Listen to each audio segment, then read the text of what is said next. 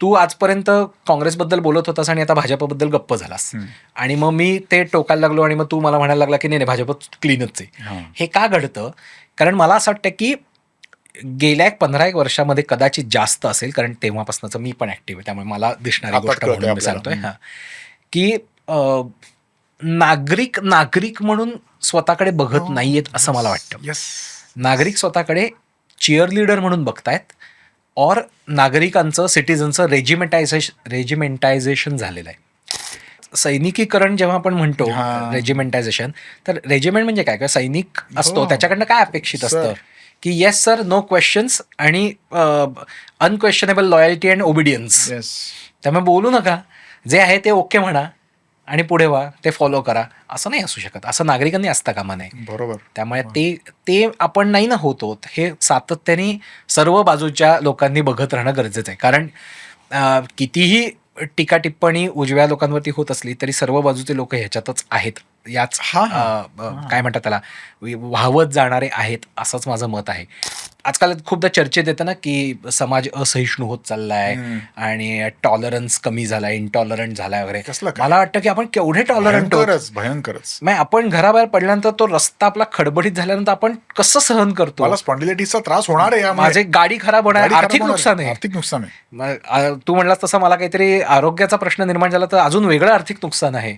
किंवा समोर मला तो फ्लेक्स दिसतो दर चौकात अत्यंत ओंगळवाणा पद्धतीने मांडलेला, तो बेकायदेशीरच आहे, का मी टॉलरेट करतो तो.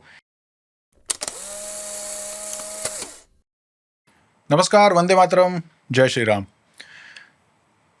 कोणताही समाज परिपूर्ण नसतो, कोणताही देश रामराज्य नसतं. म्हणजे आपलं आयडियल व्हर्जन आपल्या सोसायटीचं अर्थातच तेच आहे आणि तेच असायला हवं. पण मग राजकारण आहे, समाजकारण आहे, जनतेतले काही अंतर्गत गुणदोष आहेत, ज्यामुळे समाजाचं स्वरूप हे परिपूर्ण कधीच नसतं. पण मग ते परिपूर्ण होण्यासाठी जसे राजकारणी अधिकारी काम करत असतात, तसंच समाजातला सिव्हिल सोसायटी नावाचा जो भाग आहे तोही काम करत असतो. मग वेगवेगळ्या NGOज असतील, वेगवेगळ्या समाजसेवी संघटना असतील, राजकीय कार्यकर्ते असतील. मग हे काम कसं करतात? हे खरंच तुमचं आमचं आयुष्य सुखकर होण्यासाठी धडपडत असताना हे कोणत्या पडद्यामागच्या वेगवेगळ्या पॉलिटिकल गेम्सना सामोरे जातात हे आपल्याला कधी कळत नाही फारसं, unless you are an activist. मग हे नेमकं कसं घडत जातं हे अनुभवणारा आणि त्या अनुभवाच्या आधारावर एक सुरेख कादंबरी लिहिणारा असा चेहरा आज आपल्याबरोबर गप्पा मारायला आलाय. Tanmay, thank you so much for joining. Thank you. बहुतेकांना तन्मय कानिटकर हे नाव अनुरूपचे सर्वा डायरेक्टर म्हणून माहिती असेल. आणि मी जेव्हा आपल्या पॉडकास्टची तयारी करतो तेव्हा अनेकांशी बोललो. समहाऊ बऱ्याच जणांना तुमचं परिवर्तन, LRO याबद्दल फार कमी जणांना माहिती. मला वाटतं पुण्यातल्या yes PRO, yes policy research organisation, yes LRO is something else.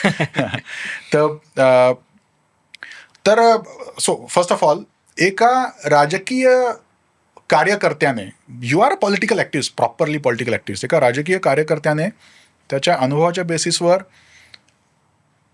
एक कादंबरी लिहावी, असं कसं काय झालं?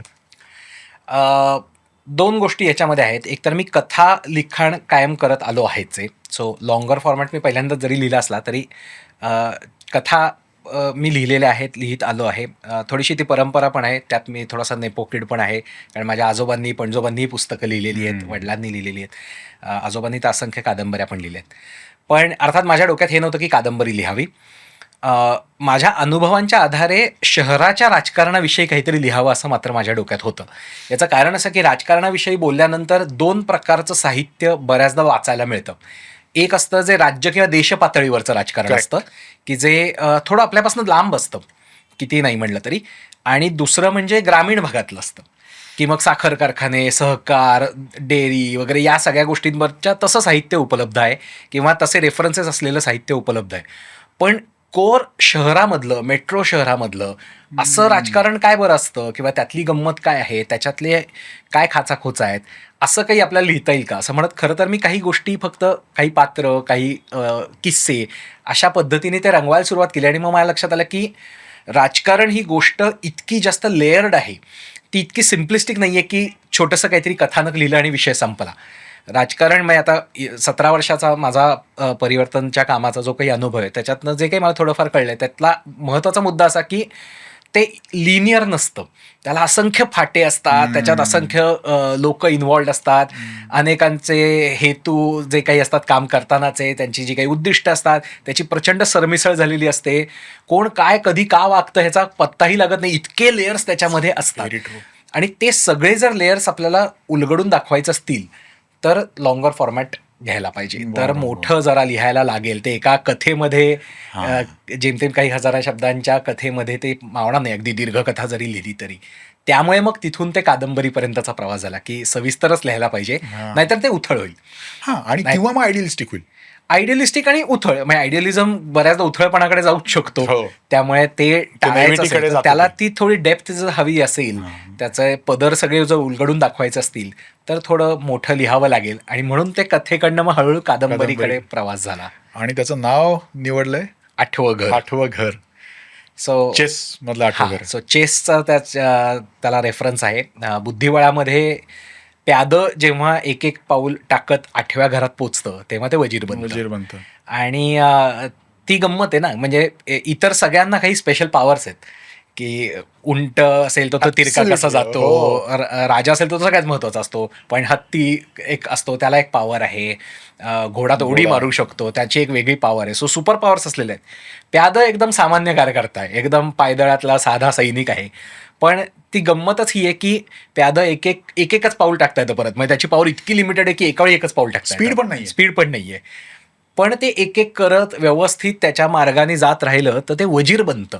म्हणजे वजीर बनू शकतं, काही बनू शकतं, पण वजीर हे एपिटोम आहे ना, सुप्रीम पॉवर आहे, तर ते बनू शकतं. तर ही गोष्ट खूपच फॅसिनेटिंग आहे चेसमधली.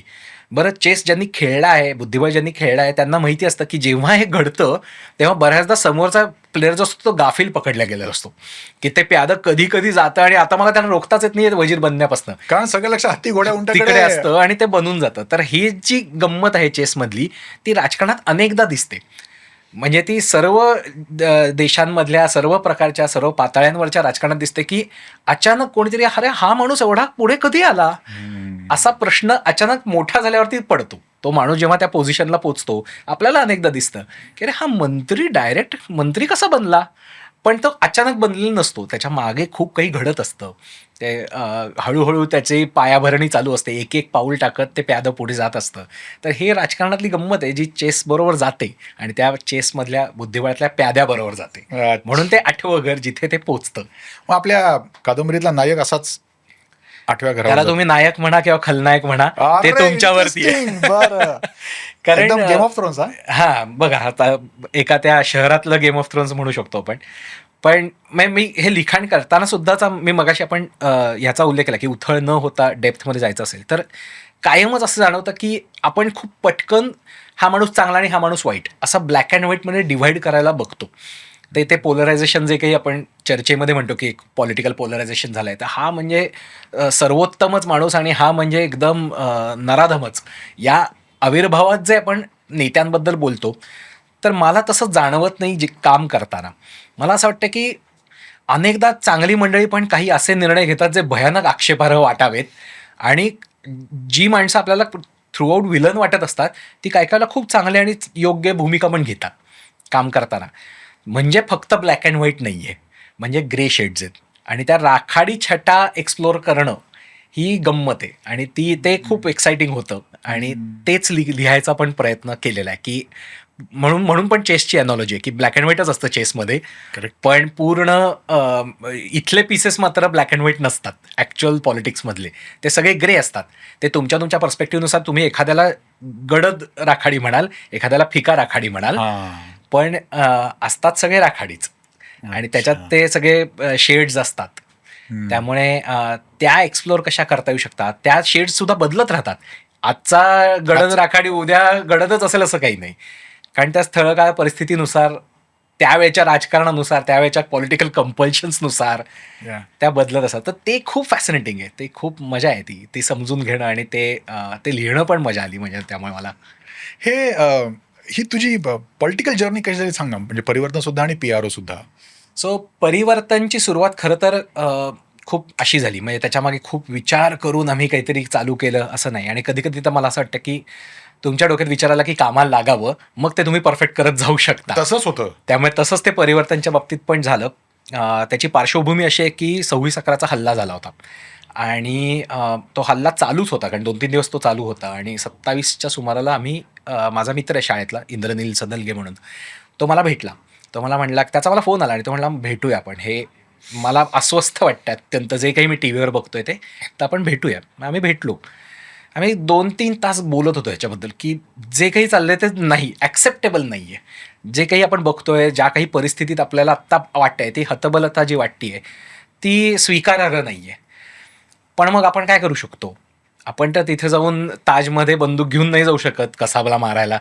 पण आपण काय करू शकतो? अशी ती चर्चा चालू झाली आणि त्याचा ते चॅनलाइज करणं गरजेचं आहे. ती जी आपली अस्वस्थता आहे, असं वाटून मग परिवर्तनची सुरुवात त्यावेळी केली. म्हणजे 26/11चा हल्ला झाला आणि 8 डिसेंबर 2008ला परिवर्तन सुरू झालं 17 वर्षांपूर्वी. तर इतकं ते लगेच आम्ही ठरवून टाकलं की ते करायचं आहे. आणि ते करत असताना मग आम्ही चर्चा करायला सुरुवात केली. असं अजून आपल्यासारखे वाटणारे लोक असणार आहेत. मग आम्ही असं ओळखीतलं विचारलं की असं कोणाला वाटतंय का? मग ते सगळे, आम्ही कॉलेजमध्येच होतो त्यावेळी सगळेच जण, आणि मग असे सगळे आम्ही कॉलेजमधले एकत्र आलो आणि परिवर्तनची सुरुवात झाली. मग काय काम करावं? काहीतरी काम करायचं आहे, समाजोपयोगी काम करायचं आहे. आपण आजपर्यंत कट्ट्यावर बसून चहा पीत जगाला शिव्या घालत झालं, असं व्हायला पाहिजे, तसं व्हायला पाहिजे, हे सगळं करून झालं. आणि मग असं लक्षात आलं की आपणच काम करायचं आहे. तर कशावर काम करूया याबद्दल मंथन झालं. आणि मग चर्चेमध्ये असं ठरलं की शिक्षण असो, आरोग्य असो, पर्यावरण असो, वाहतूक प्रश्न असो, या सगळ्याचा संबंध कुठे ना कुठेतरी शेवटी गव्हर्नन्सशी येऊन पोचतो. Absolutely. शासन व्यवस्था कशी आहे, काय आहे, मग तोच आपण का नाही गाभा धरावा की शासन व्यवस्था कशी सुधारायची. सो गुड गव्हर्नन्स असं धरून कामाला सुरुवात झाली. मग काय मतदार जागृती असेल, मतदार नोंदणी असेल, मग माहिती अधिकाराचा वापर करणं असेल, नगरसेवकांचं रिपोर्ट कार्ड करणं असेल, जे आम्ही पुण्यामध्ये करतो, खासदारांचं रिपोर्ट कार्ड आम्ही केलं. तर अशा गोष्टी करत ती सुरुवात झाली. आणि इसेन्शियली शासन व्यवस्थेबद्दल काम करणं असं असल्यामुळे आम्ही राजकीयच बनलो. म्हणजे त्या अर्थी की ते प्युअरली सेवाभावी काम उरत नाही, ते संघर्षाचं काम बनतं. अगदी त्यामुळे आम्ही म्हणायला गेलं तर राजकीय पक्ष नसला तरी राजकीय कार्यकर्तेच आहोत. Yes, yes. त्यामुळे त्या अर्थाने परिवर्तनचं काम पुढे गेलं. आणि हे करत असताना एक सूत्र आम्ही असं पाळलं होतं की कोणतीही टीका करताना किंवा कोणत्याही गोष्टीबद्दल आक्षेप घेत असताना अभ्यास करून बोलायचं. उगीच वाटतंय म्हणून बोलायचं नाही. सब्जेक्टिव्ह असतं का म्हणायचं, जे काय आपलं म्हणणं असेल ते ऑब्जेक्टिव्ह पाहिजे, आकडेवारी सकट बोललं पाहिजे. मग आमचा नगरसेवक रिपोर्ट कार्ड पण फक्त आकडेवारीनुसार असतं. म्हणजे आम्हाला काय वाटतं हा नगरसेवक चांगला का वगैरे नाही, आकडे काय बोलतात ते सांगा, अशा पद्धतीचं असतं. तर ते करायचं. पण ते करायचं तर रिसर्च पाहिजे, त्यासाठी अभ्यास पाहिजे. म्हणून आम्ही अभ्यास करायला पण सुरुवात केली. आमचे इश्यूज जेव्हा आम्ही घेतो तेव्हा अभ्यास करतोच, पण सातत्याने एक अभ्यास करणं, रिसर्च करणं ही गरज आहे. परिवर्तन रिसर्च विंग असंही करायचा आम्ही एक प्रयत्न केला होता. पण त्याच्यातला एक प्रॉब्लेम काय आहे की परिवर्तन आहे भांडणारी संस्था. म्हणजे आमचं काम काय आहे की शासन व्यवस्था सुधारत राहणं, त्यासाठी पुश करत राहणं. सरकार कोणा काही असो, सरकार बदलत राहतं, पक्ष बदलत राहतात, पक्षातले नेते बदलत राहतात, नेते आपापले पक्ष बदलत राहतात, आक्षेप पक्ष बदलतात, चिन्ह बदलतात. त्यामुळे त्याच्याशी काही आम्हाला घेणं देणं नाही. आमचा मुद्दा असा आहे की सरकार म्हणून ज्या व्यक्ती तिथे बसलेल्या आहेत, ज्या पॉवर पोझिशनला आहेत, त्यांना जाब विचारणं, त्यांना प्रश्न विचारणं, त्यांच्याकडनं उत्तम काम करून घेणं, त्यांनी काही चुकीचं केलं तर त्यांना प्रश्न विचारणं, ते एक्सपोजही करणं. तर हे आमचं काम आहे. As a civil society, as an organization, Parivartan म्हणून आमचं काम आहे सरकारला प्रश्न विचारणं. जिथे गरज पडेल, मदत लागेल तिथे मदतही करणं. तेही आम्ही कामं केलेली, कॉन्ट्रीब्युटरी असतंच आणि ते केलेलंही आहे. पण मुख्य काम हे भांडणाचं आहे. आता आम्ही भांडणारी संस्था म्हणून आमचं नाव झाल्यानंतर रिसर्चलाही त्या चष्म्यातनं बघणं सुरू झालं की हे म्हणजे मुद्दामून असं काहीतरी आपल्याबद्दल छापतात. तर मग ते पुढे त्यामुळे फार गेलं नाही, मध्ये गॅप गेली. आणि मग रिसर्चची गरज तर कायम असते.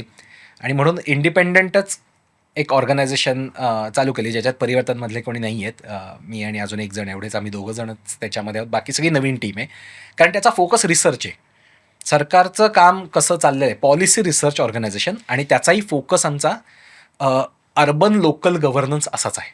म्हणजे आम्ही त्याच्यामध्ये राज्य सरकार किंवा भारत सरकार यांच्या गव्हर्नन्सबद्दल बोलत नाही, त्याचा रिसर्च आम्ही करत नाही. याचं कारण असं आहे की त्या करणाऱ्या असंख्य संस्था आणि थिंक आहेत. टँक्स आहेत. हम्म. मग इंटरनॅशनल रिलेशन्सबद्दल आता विचार करणारे आणि अभ्यास करणारे असंख्य थिंक टँक्स मुंबई, पुणे, बँगलोर, दिल्लीमध्ये आहेत. पुण्यात कमी, पण या ठिकाणी जास्त. पण लोकल गव्हर्नन्सवरती, अर्बन लोकल गव्हर्नन्सवरती काम करणारे फारच कमी आहेत, जवळजवळ नाही आहेत. म्हणजे एखादी प्रजासारखी हो. संस्था किंवा Yes. अशा जर काही मोजक्या जनाग्रहसारखी बँगलोरमधली संस्था, तर अशा सोडल्या, पण त्या ॲडव्होकसीमध्ये पण आहेत, की त्या एखादा मुद्दा रेटण्यामध्ये, एखाद्या गोष्टीसाठी मागण्या करण्यामध्ये पण आहेत. Pure think tank, pure research असं म्हणून असणाऱ्या संस्था अशा नाहीच, जवळजवळ नाही आहेत. फारच हाताच्या बोटावर मोजता येण्यात आहेत ज्या लोकल गव्हर्नन्सवरती काम करतात. अर्बन लोकल गव्हर्नन्स, म्हणजे परत ग्रामीण लोकल गव्हर्नन्सवरती आहेत, आहेत. हो हो हो. पण अर्बनमध्ये नाही आहेत. शहरं जरा दुर्लक्षितच आहेत. का बरं झालं असं? मला असं वाटतं की आपण ना खेड्यांना खूप जास्त रोमॅन्टिसाईज केलं आहे, की खेडी कशी सुंदर आणि शहरं कशी वाईट. खेड्यातला माणूस तो निरागस चांगला आणि शहरातला माणूस तो बनेल. मग ते हे आहे ना, ए दिल है मुश्किल, काय ह्याच्यातलं काय मुंबई मेरी जान गाणं, किंवा ह्याच्यामध्ये कसं जगणं अवघड आहे, मुंबईत कसे फसवतातच वगैरे, अशा पद्धतीचं गाण्यातलं तो एक माझ्या मते 50sपासून आलेली एक हो. मेंटॅलिटी आहे की भारत वर्सेस इंडिया. हां, म्हणजे की खरा भारत हा खेड्यात राहतो वगैरे वगैरे. आणि त्यामुळे शहरांच्या राजकारणाकडे, शहरांच्या गव्हर्नन्सकडे बऱ्यापैकी दुर्लक्ष झालं आहे in terms of systemic change, किंवा त्याच्याकडे जितकं आग्रहाने तिथे काही गोष्टी बघितल्या पाहिजेत, बोलल्या पाहिजेत, तितक्या आग्रहाने ते येत नाहीत.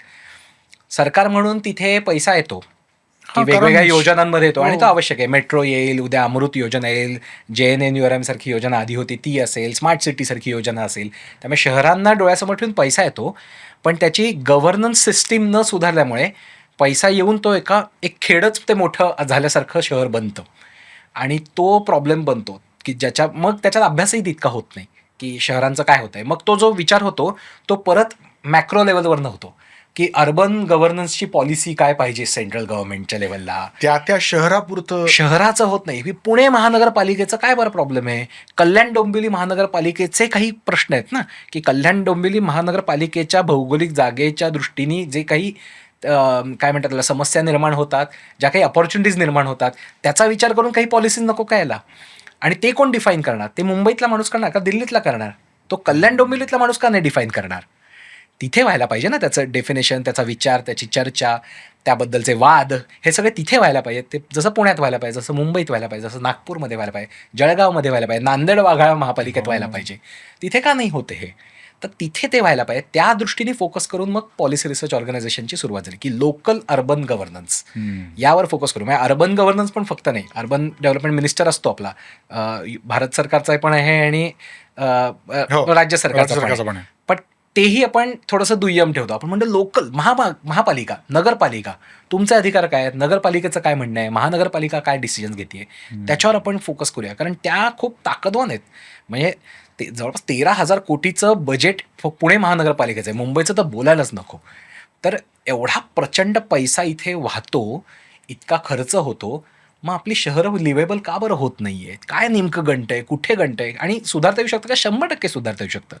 या गोष्टी असं नाही आहे की जगभरात बदलल्या नाहीत. कितीतरी शहरी जे प्रश्न आहेत, मग ते अगदी रस्त्यांपासनं, वाहतुकीपासनं, एन्व्हायरमेंटचे असतील, नदी वाईट असण्यापासनं, हो. नाले किती वाईट आहेत वगैरे, सगळेच जे प्रश्न आहेत हे जगात आपल्याला पहिल्यांदा नाही भेडसावलेले. इतकेच पॉप्युलेशन डेन्सिटी असलेल्या अनेक शहरांना जगभर भेडसावलेले आहेत. म्हणजे अनेकदा लोकसंख्येचा उल्लेख होतो म्हणून मी पॉप्युलेशन डेन्सिटीबद्दल बोललो, की नुसती संख्येचा मुद्दा नाही आहे, डेन्सिटीचा मुद्दा आहे ना. हो ना. हीच डेन्सिटी असणारे अनेक शहरं जगाच्या पाठीवरती आहेत. म्हणजे फक्त आपण युरोपात जाण्याची गरज नाही, ते ब्राझीलमध्ये आहे, ते सिंगापूरसारखं शहर आहे, US मध्ये पण आहेत, तर जपानमधली शहरं आहेत की प्रचंड डेन्स पॉप्युलेशन असलेली शहरं आहेत ही. पुण्यापेक्षा कितीतरी जास्त, कल्याण डोंबिवलीपेक्षाही जास्त पॉप्युलेशन डेन्सिटी असलेले आहेत. मग तिथे त्यांना जमू शकतं, तर आपल्याला का बरं नाही जमू शकत? मग तो फोकस आपला चुकतोय का? त्याच्यात काही आपल्याला करता येऊ शकतं का? असा तो विचार करून खरं पुढे जाणं गरजेचं आहे. आणि म्हणून ती पॉलिसी रिसर्च ऑर्गनायझेशन हा एक प्युअर थिंक टँक, प्युअर अभ्यासाचा गट.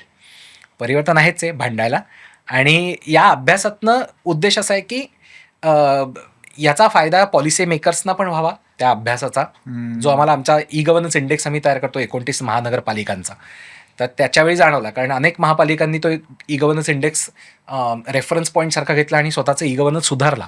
तो आम्हाला गेले 4 वर्ष सातत्याने दिसतोय. कोल्हापूरसारखा असेल, नवी मुंबई असेल, मीरा भाईंदर महापालिका असेल, त्यांनी सिस्टमॅटिक सुधारला की अच्छा. अरे हे क्रायटेरिया आहेत का, हे महत्त्वाचे क्रायटेरिया, ओके आपण हे करू. अरे वा. सो असं करत तो सुधारत गेला. So policy makers, decision makers ते पण त्याच्यात काम करू शकतात.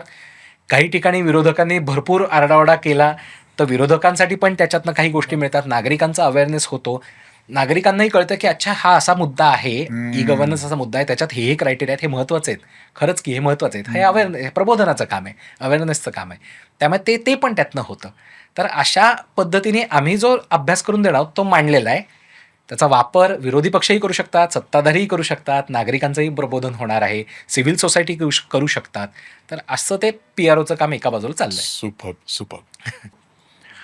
तू जो 26/11चा रेफरन्स दिलास ना, मला तो इतका असा हिट झाला because that is exactly when, म्हणजे ते 3 दिवस TV समोर बसून मी तेव्हा लास्ट इयरला होतो इंजिनिअरिंगच्या हॉस्टेलमध्ये. 3 दिवस सगळेजण TV समोर ग्लूड, आणि एक्झॅक्टली ते झालं. आणि आय रिमेंबर आमच्या रूमच्या त्या पायरीवर मी आणि माझा मित्र बसलोय आणि काहीतरी करायला पाहिजे यार, दिस इज नॉट डन.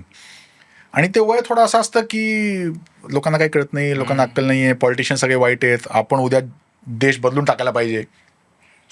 आणि मी होतो पुसदला, यवतमाळ जिल्ह्यात, त्यामुळे थोडा तो हुशार लोकांना, विचार केलेल्या लोकांचा ॲक्सेस खूप कमी होता. मग आम्ही ऑर्कुटचा मार्ग पत्करला. आम्ही ऑर्कुटवर फोरम्स वगैरे तयार करणं, आणि मग तेव्हा आम्ही एक राष्ट्रभक्त पार्टी नावाची पार्टी लॉन्च केली की अभी इंजिनियर होके बाहेर आएंगे और देश बदल देंगे. करेक्ट. पण मग हळूहळू रिअलाईज व्हायला लागलं, जे तुम्हाला कळालं की फंडामेंटल इन्स्टिट्यूशनल लेव्हलवर चेंजेस असायला हवेत, पॉलिसी मेकिंगवर चेंजेस असायला हवेत. त्यानंतर मी बरंच ॲक्टिव्हिझम केलं, म्हणजे ऑन ग्राउंड भाषणं करणं, पत्रिका वाटणं. मी डेमोक्रॅटिक रिफॉर्म्सच्या दिशेने गेलो थोडा, की there has to be a transparent opinion gathering mechanism, जिथे लोकांना आपलं मत मांडता येईल. There has to be a right to recall and right to replace, पण मग ते ओपिनियन बेस्ड असावं वगैरे वगैरे. जनलोकपाल आंदोलनामध्ये आम्ही, म्हणजे फार कमी लोक असे असतील ज्यांनी जनलोकपाल कायदा वाचून मग त्यात चांगलं वाईट काय आहे हे बघून मग त्यावर वाईट काय आहे हे ठरवलं, आणि त्यावर तर we were from that side, की म्हणजे जनलोकपाल वाईट आहे म्हणून नव्हे, पण ह्यात काही कच्चे दुवे आहेत जे आपण असे सुधारू शकतो. तर यावर आमच्या मेधा पाटकरांना वगैरे भेटून आम्ही चर्चा केली होती.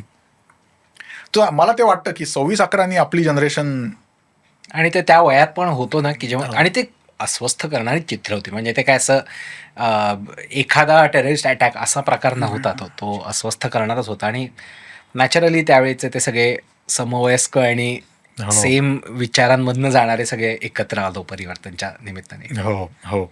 मग पुढे कसं झालं, एखाद्या पॉलिटिकल पार्टीज बरोबर संबंध आला, आतून काही डायनामिक्स समजलं वगैरे, असं काही झालं? एक असं झालं की लोकपाल आंदोलनाचा उल्लेख केला असता. लोकपाल आंदोलनाच्या वेळी परिवर्तन ॲक्टिव्हली इन्व्हॉल्व्ह होतं.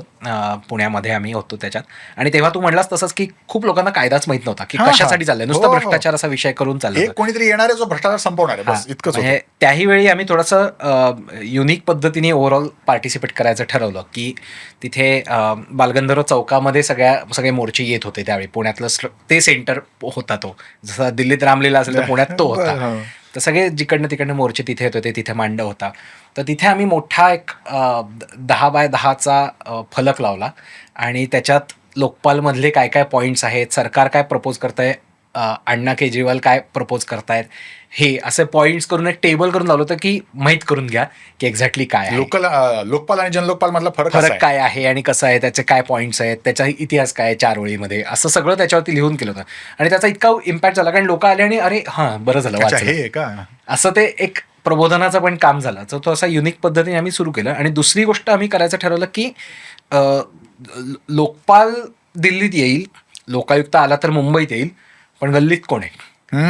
तर आपण असं या सगळ्या एनर्जीला काही चॅनलाइज करू शकतो का, की हे सगळे येत आहेत, घोषणा देत आहेत, पण त्यांना जर आपण चॅनलाइज करू शकलो आणि त्यांना म्हटलं की माझ्या गल्लीत मीच लोकपाल असं म्हणत आपण त्यांचं लोकल लेवलवरती काही फोकस देऊ शकतो का, तिथे आपण काही सुधारणा करण्यासाठी करू शकतो का. म्हणून आम्ही एक लोकपाल गट असा प्रकार, एक प्रयोग केला की माझ्या एरियामध्ये मी काम करीन, बाकी दिल्लीतल्या लोकपाला तर आमचा काय पाठिंबा असेल नसेल जे काय असेल ते, पण इथे मात्र चुकीचं काही घडणार नाही ही माझी जबाबदारी. असं म्हणून आम्ही काही लोकपाल गट तयार केले आणि त्यावेळी बरेच लोक इन्व्हॉल्व होते. मी एकट्याने नाही केलं आहे, बरीच लोकं होती आणि त्यात काही मनसेची लोकं होती त्यावेळी आणि त्यांच्याशी माझा संपर्क आला आणि त्यानंतर मनसेचं ब्लूप्रिंट बनवण्याचं काम त्यावेळी चालू होतं आणि वेगवेगळ्या तज्ज्ञांना ते विचारत होते की ते ब्लूप्रिंटसाठी इतका अतिशय उत्तम प्रकल्प होता तो सुंदर. एका अर्थाने की Yes. तज्ज्ञ लोकांना एकत्र करावं आणि त्यांचे विचार घ्यावेत आणि महाराष्ट्राच्या विकासाच्या दृष्टीने काही अभ्यास मांडावा. तर त्यावेळी मला विचारलं गेलं गव्हर्नन्ससाठी आणि मग मी पुढचे 1.5 वर्ष मनसेसाठी ब्लूप्रिंट लिहिण्याच्या कामामध्ये होतो. सो गव्हर्नन्सची ब्लूप्रिंट हे त्यावेळी लिहित होतो मी आणि अजून एक अच्छा, ब्लूप्रिंट म्हटला गव्हर्नन्सचा भाग तुम्ही. हां, मी आणि अजून एक आणि मग अर्थात त्याच्यात बाकी कॉन्ट्रीब्युटर्स पण आहेतच, पण प्रायमरी वर्क सगळं आमचं होतं त्याच्यातमध्ये. मी आणि प्रज्ञा म्हणून होती ती, आम्ही दोघांनी ते लिहिलं होतं. पण त्या कामाचा एक खूप फायदा असा झाला, एका बाजूला माझं परिवर्तनचं काम चालू होतं, मी एका पक्षाचा प्रोजेक्ट म्हणून काम करत होतो पण पक्षाचा नव्हतो, कारण मी कार्यकर्ता नव्हता. हां. पक्षाचा सदस्यही नव्हतो. म्हणजे काम करणं तर सोड, मी सदस्यही नव्हतो हा, आणि तुम्हाला अप्रोचच एक प्रोफेशनल सारखा होता, थिंक टँक सारखा अप्रोच होता. मला अभ्यास करायचा होता, अभ्यास मांडायचा होता, पण पक्षाचा ॲक्सेस होता. त्यामुळे एक राजकीय पक्षाशी संवाद होता, बघता आलं, त्यांच्या नेत्यांशी भेटता आलं, बोलता आलं. त्यावेळी अनेक नगरसेवक पण पुणे महापालिकेत होते, नाशिक महापालिकेत सत्ता आलेली होती, महापौर त्यांचा होता. त्यामुळे अशा परिस्थितीमध्ये सत्तेच्या पदांवरती, म्हणजे एक नगरसेवक असलं तरी सत्तेचं पद येते, तर अशा परिस्थितीमध्ये सत्तेच्या पदावरती असलेल्या लोकांशी थेट संवाद साधता येणं आणि पक्ष बघता येणं आणि त्या निमित्ताने इतर पक्षाच्याही लोकांशी बोलणं, अधिकाऱ्यांशी बोलणं, अधिकाऱ्यांच्या बरोबर इंटरॅक्ट करणं, तो ॲक्सेस मिळाला, तो दरवाजा उघडला गेला की ज्यातनं खूप गोष्टी शिकायला मिळाल्या. ते काम करत असताना, म्हणजे प्रोफेशनल काम करत असताना सुद्धा परिवर्तनचं काम करताना आजही आम्हाला काय होतं की एखादी माहिती मिळवायची असेल तर मग आधी अधिकाऱ्यांना सांगायचं, मग ते तुम्हाला एक सिव्हिल सोसायटी म्हणून हाडहूड करतील थोडंफार, मग एक माहिती अधिकाराचं शस्त्र काढून मग त्यांना वटणीवर आणावं लागतं.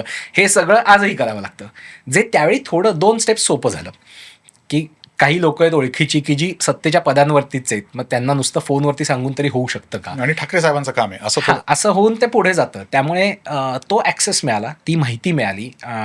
अभ्यास तर एका बाजूला चालूच होता, सो थेरॉटिकल अभ्यास आणि प्रॅक्टिकल पातळीवर काय चाललंय. आपले आदर्शवादी भाबडे विचार खूप असतात ना, त्या वयात तर खूपच असतं. हो. त्यामुळे 23 वर्षाचा होतो मी आणि त्यावेळी असं व्हायला पाहिजे, तसं व्हायला पाहिजे, जग असं बदललं पाहिजे. अगदीच. आणि मला कळालंय, हां, मला समजलंय झालं की हेच तर आहे, हे बघ आहे न्यूयॉर्कमध्ये त्यांनी असंच केलंय बघ. हां. असं ते पटकन येतं. त्यामुळे थेरॉटिकल अभ्यास करताना ते मिळत असतं, काय आयडियल आहे, काय चांगलं आहे, काय वाईट होतं, काय गणतं. पण प्रॅक्टिकल लेवलवरती जेव्हा महानगरपालिका बघत होतो, प्रॅक्टिकल पातळीवरती जेव्हा सरकारी पातळीवरती आमदार काय विचार करतायत हे कळत होतं, जाणवत होतं, तेव्हा त्याला एक मला असं वाटतं की रिॲलिटी चेक येत गेला. त्यामुळे कामाला काही प्रमाणात डेप्थ यायला पण त्यांनी मदत झाली.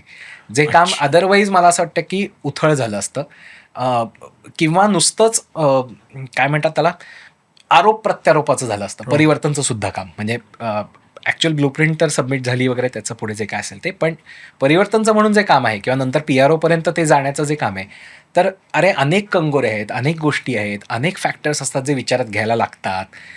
पॉलिसी बनवत असताना सुद्धा विचारात घ्यायला लागतात, पॉलिसी इम्प्लिमेंट करतानाच्या अडचणी वेगळ्या आहेत. हा जो अनुभव तो 2 वर्षांचा होता, तो खूपच क्रुशल होता परिवर्तनचं काम पुढे नेण्यासाठी सुद्धा. त्यामुळे दॅट हेल्प अ लॉट. म्हणजे मंत्री आणि अधिकारी चोरच आहेत, हा जो बाहेरच्या कार्यकर्त्याचा हे असतो. म्हणजे ते चोर असतीलही, हा, पण तेच एक कारण आहे. रोज जाऊन फक्त ते चोरी करतात असं होत नाही. ते कधी चोरी करतात, कधी चोरी न करता पण काही कामं करतात, हेही घडतं ना. म्हणजे ते कसं करतात बरं, काय त्यांचा विचार असतो, त्याही पलीकडे ना अप्रोच काय असतो हे खूप महत्त्वाचं आहे. म्हणजे विचार काय करतात. म्हणजे मला एक उदाहरण देतो मी तुला आता, की जी इतकी गमतीदार गोष्ट वाटली मला. मी एका पुण्यातल्या नगरसेवकांबरोबर बसलो होतो आणि काहीतरी पुणे महापालिकेचा विचार मी त्यांना सांगत होतो की हे पक्षाकडनं तुम्ही मांडा वगैरे, आणि हे मनसेचे नव्हते, वेगळ्या पक्षाचे होते, पण परिवर्तनचं असल्यामुळे, माहिती असल्यामुळे बरोबर ॲक्सेस होता. आणि मी त्यांना सांगत होतो की असं असं तुम्ही करा, तुम्ही हे मांडा, हे विचार मांडा वगैरे. आणि ते ऐकत होते. म्हणजे असं काय उडवून लावत नाही तुम्हाला शक्यतो काही हे अपवाद सोडता, पण ते ऐकत होते हे सगळं. मग ते म्हणले, अहो नाही हो दादा, हे काय याने होणार, म्हणजे आणि मग माझ्या मतदाराला कसं सांगू की मी हे काम केलं, यात मतदाराला काय कळणार की असं अरे काहीतरी मी बाप. पॉलिसीचं हे केलं वगैरे वगैरे. तर मी म्हटलं हो बरोबर आहे, पण लाँग टर्म त्याचा उपयोग होईल शहरासाठी आणि याच्यात नुकसान काही नाही. सो मी वेगळ्या अंगाने त्यांना पटवायचा प्रयत्न करत होतो की करून तर टाका, नुकसान तरी काय, फायदा होणार नाही कदाचित तुम्ही म्हणताय तसं, पण नुकसान तरी काय, असं मी त्यांच्याशी थोडं पटवायचा प्रयत्न करत होतो की याच्याबद्दलचा तुम्ही जरा प्रस्ताव मांडा वगैरे असं. तेवढ्यात त्यांना एक फोन आला आणि फोन आला आणि त्यांनी हां हां आत्ता लगेच पाठवतो असं ते म्हणून त्यांनी फोन बंद केला आणि त्यांनी कार्यकर्त्यांना सांगितलं अरे त्या त्या अमुक अमुक चौकात जा रे आणि जाता जाता एक 50 रुपयाचं पेट्रोल बाटलीत घेऊन जा. तर कुठल्या तरी माणसाने त्यांना फोन केला होता त्यांच्या वॉर्डमधल्या आणि ते म्हटलं ते माझी गाडी बंद पडली, पेट्रोल संपलंय असं म्हणून त्यांनी नगरसेवकाला फोन केला होता. आता हे नगरसेवकाचं काम नाही की तुम्ही पेट्रोल मागायला त्यांना बोलवावं, ठीक आहे. तर हे अजिबात नाही आहे. तर त्यांनी पाठवलं आणि तो म्हणला काय काय कामं करायला लागतात असं माझ्या समोरच चाललं हे. तर मी त्यांना म्हणलं की असं पण मग तुम्ही असं का नाही म्हणत, हे तुमचं काम नाही आहे. ते म्हणलं असं कसं नाही म्हणणार, 3 मतं आहेत घरात, 3 मतं आहेत ना, आणि त्याला नाही केलं की तो अजून 10 लोकांना हे बोंबलून सांगणार की हा काही कामाचा माणूस नाही आहे, 20-25 मतं फिरवेल ना तो एकटा, असं आहे. किंवा अजून एक असाच प्रसंग होता जेव्हा 7-8 बायका एका वस्तीतल्या पाणी येत नव्हतं म्हणून हंडे घेऊन नगरसेवकाच्या घरी गेल्या होत्या. हंडे घेऊन 7-8 बायका, म्हणजे फार जमाव पण नव्हता. आणि नगरसेवक म्हणजे 10 पत्रांनी झालं नसतं तर त्या 7-8 बायकांनी फक्त हंडे घेऊन गेल्यावरती केलं. कारण त्यांनी फक्त कॅल्क्युलेट एवढं केलं की 7-8 बायका गुणिले 3-4 मतं, 30-35 मतं ह्यांचीच, आणि अजून मतं म्हणजे 100 मतं झाली. आणि महापालिका निवडणुकीच्या पातळीवरती 100-200 मतांनी पडतो माणूस, इतकं जवळची निवडणूक असू शकते. त्यामुळे तो जो विचार आहे ना ते मला कळलं तिथे, की नगरसेवक काय विचाराने काम करतो, कुठल्या पद्धतीने करतो. एका कार्यक्रमात आम्ही बोलत होतो, मी वेगवेगळे नगरसेवक आणि आम्ही काही सामाजिक कार्यकर्ते असे आम्ही महापालिकेच्या कामाचे वाभाडे काढत होतो खरं तर, आणि नगरसेवक त्याला उत्तर देत होते गेल्या महापालिका निवडणुकीच्या आधी. आणि नगरसेवक सांगत होते की आम्हाला असं करावं लागलं, मग आम्ही हे केलं, मग ते केलं, आमचं काम एवढं आहे, बरोबर ह्या कामं राहिली वगैरे, अशी ती परिसंवाद होता तो. आणि ते सगळं झाल्यानंतर मी एका विरोधी पक्षातल्या नगरसेवकांना विचारलं की तुम्ही असं हिरिरीने बोलला नाही, तुमची बाजू लढवली नाहीत, असं मी त्यांना जरा टोकलं. ते म्हणले अरे समोर 200 लोक बसली होती ऑडिटोरियममध्ये, मी तुला बोट दाखवून सांगू शकलो असतो की कोण 20 माझे मतदार आहेत. किती भांडायचं मी त्या 20 मतदारांसाठी, ते माझेच आहेत एनिवे, आणि बाकीचे 180 काही माझ्या बाजूने फिरणार नव्हते. लगेच तुम्हाला अप्रोच कळतो की कॅल्क्युलेशन कसं चाललंय, कॅल्क्युलेशन कसं मतांमध्ये चाललंय, किती ते कोणत्या मतदार यादीतली ती मतं आहेत, कुठे ती फिरतात, कशी जातात. पॉलिटिशियन भयानक काम करतात आणि भयानक डोकं लावून काम करतात असं माझं मत आहे, की अतिशय मायक्रो लेवलवरचा विचार करतात. त्यांचे आडाखे म्हणून तर बरोबर येतात त्यांचे आडाखे इतक्या वेळा. म्हणजे एखादा माणूस 5-5 निवडणुका जिंकतो, सोपी गोष्ट आहे का? 5-5 वेळा मतदारांना समजावणं आणि कन्व्हिन्स करणं की तुम्ही मलाच मत द्या, मी काम काय केलंय ह्याच्या आधारे, मी काय काम नाही केलं ह्याच्याही आधारे, कसंही असलं तरी मला मत द्या. सोपी गोष्ट नाही आहे. भयानक काम करतात, त्यांना बरोबर अंदाज असतो. ते नस कळणं जो म्हणतो ना आपण प्रकार, तो आता मार्केटिंगमधलाच. मी अनेकांना म्हणतो की मार्केटिंगचा विचार करायचा असेल ना, पॉलिटिशियनना फॉलो करा. Absolutely. मार्केटिंगबद्दल तुला एक उदाहरण देतो. आता रिसेंटली मी पुण्यामध्ये पाहिलं, आमच्या इथे एके ठिकाणी एक फ्लेक्स लागला होता इच्छुक उमेदवाराचा, म्हणजे नगरसेवक किंवा माजी नगरसेवक नाही, इच्छुक, ज्याला आता निवडणूक लढवायची, अशाने एक तो बेकायदेशीर फ्लेक्स लावलेला होता. आणि ज्याच्यावरती होतं की स्कूटी प्रशिक्षण सोय, तर 2 व्हीलर शिकवण्याची सोय अमुक अमुक तारखेला 2 तास त्याची नोंदणी करा. 2 व्हीलर स्कूटी शिकवली जाईल अशा पद्धतीचं ऑफर त्यांनी ठेवलेली होती. मग मी असं आलो की का बरं असेल, पण त्या निमित्ताने त्यांनी 10 मुलांना 2 व्हीलर चालवायला शिकवली आणि त्यांच्या लायसन्सचं काम करण्यापर्यंत जो तो नेलं, तर ती त्याला मतं मिळणार असा त्याला कॉन्फिडन्स आत्ता आहे. तर त्यांनी ते मांडलं आणि त्याला मिळालंही असेल रिस्पॉन्स. तर ते ज्या पद्धतीने विचार करतात, ज्या पद्धतीने लोकांपर्यंत पोचायचा प्रयत्न करतात, त्यांना बरोबर माहिती आहे की काय हवं आहे लोकांना, काय नको आहे, काय वर्क होऊ शकतं. कदाचित हे नकोही असेल, म्हणजे हे तर ॲक्च्युअल निवडणुकीनंतर कळेल की वर्क झालं त्यांना का असं नाही. वाटलं. पण त्यांना ते वाटलं, त्यांनी त्या निमित्ताने तो एक जागा घेतली, तिथे 2 2 व्हीलर्स ठेवल्या, तिथे स्कूटी प्रशिक्षणासाठी एक माणूस ठेवला आणि हे केलं. तर बघतानाच आपल्याला खूप हास्यास्पद वाटतंय, की जे मलाही वाटलं. मी गाडीवरती हसलो. टू व्हीलरवरती मी चालवत होतो आणि स्कूटी शिकवत आहेत असंच झालं मला. पण त्याचा अप्रोच समजून घेणं खूप महत्त्वाचं आहे. तर हे आपल्या आजूबाजूला असतं आणि ते आपल्याला एकदा कळलं ना, की काम करायला पण सोपं जातं, की एखादा नगरसेवक, एखादा आमदार, एखादा राजकारणी विचार करताना काय करतो, ते कळलं की आपल्याला आपण कृतीवरती खूप फोकस देतो, सिम्प्टमवरती लक्ष देतो. त्याच्या मागे Root काय cause. डोक्यामध्ये चाललेलं आहे, एखादं काम न करण्याचं काय कारण आहे, एखादं काम करण्याचं काय कारण आहे, तर त्याच्याकडे आपण जायला लागलो की मग आपल्याला बरोबर ठिकाणी पिनपॉईंट करून मागण्या करता येतात आणि त्याबद्दल बोलता येतं. नाहीतर मग ते थोडं आपण वेग बोलतो, जनरलाइज स्टेटमेंट्स करतो, जनरलाइज टीका करतो, तर ती अव्हॉइड करता येऊ शकते. कारण जितकं पण धारदार करतो बोलणं इन टर्म्स ऑफ काय म्हणतात त्याला, मुद्देसूद आणि नेमकेपणा पाहिजे, तर त्यांनी ती धार येते. नुसतं कडक बोलण्याने धार नाही येत. तो नेमकेपणा जो कंटेंटमधला आहे, मुळात तुमच्या बोलण्यामध्ये जो कंटेंट आहे तो तसा धारदार पाहिजे आणि कापणाऱ्या वेळेला तर धार पाहिजेच. त्याच्याशिवाय प्रश्नच नाही. कापलं जाणार नाही. त्यामुळे प्रश्नच नाही तर बोथट होतं.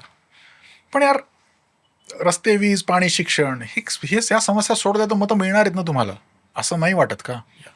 म्हणजे व्हाय डज रस्त्यावरचे खड्डे, म्हणजे महाराष्ट्रातला हा कायमस्वरूपी प्रश्न आहे.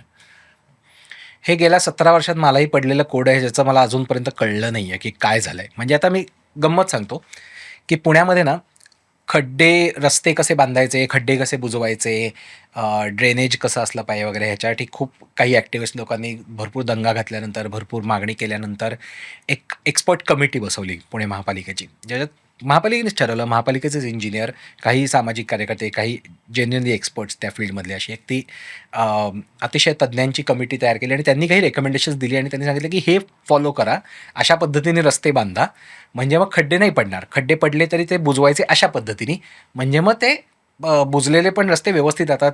असे मध्येच उंचवटा किंवा खड्डा जो होतो, डांबर हो. ठिगळं लावल्यासारखं जे होतं, ते होणार नाही. याच्यासाठी तो अतिशय तज्ज्ञ मंडळींनी तो तयार केला. तो महापालिकेने स्वीकारलेला अहवाल आहे. पुढे झालं नाही, पुढे विसरले सगळे. 2016चा आहे आणि आम्ही गेली अनेक वर्ष म्हणतोय की तुमचाच कागद आहे, तुम्हालाच इम्प्लिमेंट करायचं आहे, तुम्हाला फक्त ठेकेदाराला सांगायचं आहे की हे करा. मग तिथे मला असं वाटतं की इनकॉम्पिटन्सचा तर मुद्दा आहेच आहे आणि ह्यानी खरंच फरक पडणार आहे का, असंही मला वाटतं. नगरसेवकांना किंवा आमदारांना किंवा कोणत्याही राजकीय नेत्याला वाटतं की नुसता मी रस्ता चांगला दिला म्हणजे मला मतं मिळतील का, याची शाश्वती त्यांना वाटत नाही. इथे जबाबदारी नागरिकांवरती आहे, करेक्ट. की नागरिकांचं सांगणं असलं पाहिजे की जर रस्ता नसेल चांगला तर नाही मत मिळणार. मग तू जातीबद्दल बोल, धर्माबद्दल बोल, नाहीतर इतर कशाही बद्दल बोल, माझा रस्ता हा महत्त्वाचा मुद्दा आहे. महापालिकेच्या पातळीवर तर तोच महत्त्वाचा मुद्दा आहे. हो ना, कारण महापालिकेबद्दल भारत बोलतो आपण. आणि मॉरिशसचे संबंध कसे आहेत हा आपण खासदारांना विचारू प्रश्न, बरोबर. कारण फॉरेन अफेअर्स हा तिथला मुद्दा आहे. पण माझ्या समोरचा रस्ता नगरसेवकाच्याच अखत्यारीत येतो.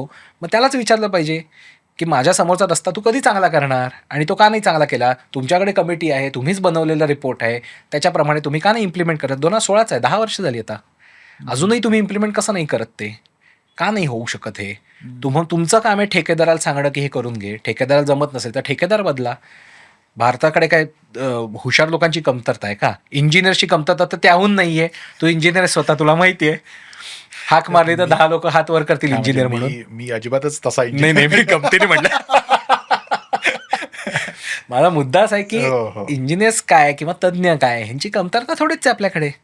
म्हणजे ज्ञान आहे आपल्याकडे, त्याचं काय करायचं ते आपल्याकडे सगळा आराखडा रेडी आहे, फक्त इम्प्लिमेंट करायचं आहे. मग तिथे कुठेतरी माशी शिंकते आणि ते मग आपल्याला म्हटलं पाहिजे हे नाही चालणार.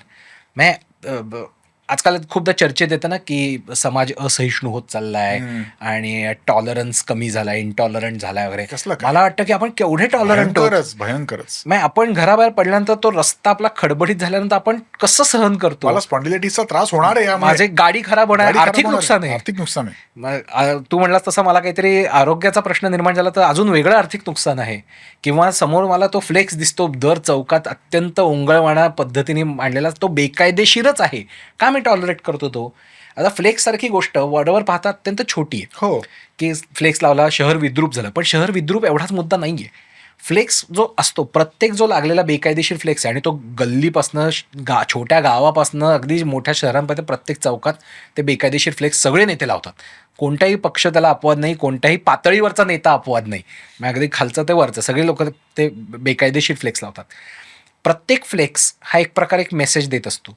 एक तर तो एन्व्हायरमेंटली हानिकारक तर आहेच आहे, तो पर्यावरणाला हानिकारक फ्लेक्स आहेच आहे, बेकायदेशीर आहे म्हणजे तुम्ही कायदाही तोडता. त्या पलीकडे तो ऑलरेडी काही जे रस्त्याचं नाव असलेली पाटी असते किंवा लाईट पोल्स असतात त्याच्या आधारेच करतात, ते डॅमेज होतात. त्यामुळे ॲक्च्युली सरकारी मालमत्तेचं नुकसान होतं, जे परत आपल्याच पैशातनं ते दुरुस्त करणार किंवा नवीन लावणार आहेत. म्हणजे आर्थिक नुकसान महापालिकेचं ते करतातच. तिसरा महत्त्वाचा मुद्दा होतो की एक प्रकारे ते आपण जे जाये करत असतो त्या नागरिकांना तोंड वर करून असं सांगत असतात की कायदा तुमच्यासाठी आहे, मी कायदा मोडू शकतो. तर कायदा मोडण्याला प्रतिष्ठा ती फ्लेक्स देतात. कायद्याचं राज्य यावं असं आपण जेव्हा म्हणतो किंवा कायदा पाळला पाहिजे, नियम पाळले पाहिजेत, असं अनेकदा मला अनेक नेते म्हणतात की नियम पाळणं नागरिकांचं पण कर्तव्य आहे. मी म्हणतो का तुम्ही पाळा ना. तुम्ही नियम न पाळून त्याच्यावरती काहीही शिक्षा न भोगून गुन्हा दाखल व्हायला पाहिजे. खरं तर असा हायकोर्टचा आदेश आहे, मी नाही सांगत आहे. तर गुन्हा दाखल व्हायला पाहिजे त्या प्रत्येक बेकायदेशीर फ्लेक्सवरती. तो केला जात नाही आणि तो मग फ्लेक्स माझ्याकडे तोंड वेंगाडत मला असं सांगत असतो की मी तुमच्यापेक्षा वेगळा आहे, we are more equal, all are equal, we are more equal. कारण आमच्यावरती काही होणार नाही, आम्ही नियम मोडू शकतो. मेसेज असा जातो समाजामध्ये की नियम तोडण्याला प्रतिष्ठा आहे. तर नियम तोडण्याला प्रतिष्ठा आहे आणि ते ॲक्सेप्टेबल आहे म्हणल्यावर मग पोलीस नसताना मी ही सिग्नल तोडणार. तर ती हळूहळू सिपिन होणारी गोष्ट आहे की मला तो बेकायदेशीर गोष्ट दिसते, मला बेकायदेशीर काम करणारा माणूस परत निवडून येतानाही दिसतो, मला बेकायदेशीर काम करणारा माणूस तितक्याच मानाने समोर आलेला दिसतो, त्याला तितकाच सन्मान मिळताना दिसतो. तो आमदार असो, खासदार असो, नाही तर नगरसेवक असो, तू कायदा तोडतोस किंवा इच्छुक उमेदवार असो.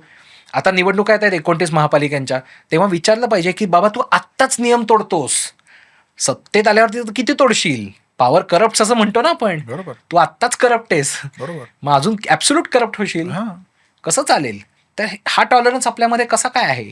तर माझ्या मते इंटॉलरन्स आपला मिसप्लेस्ड आहे.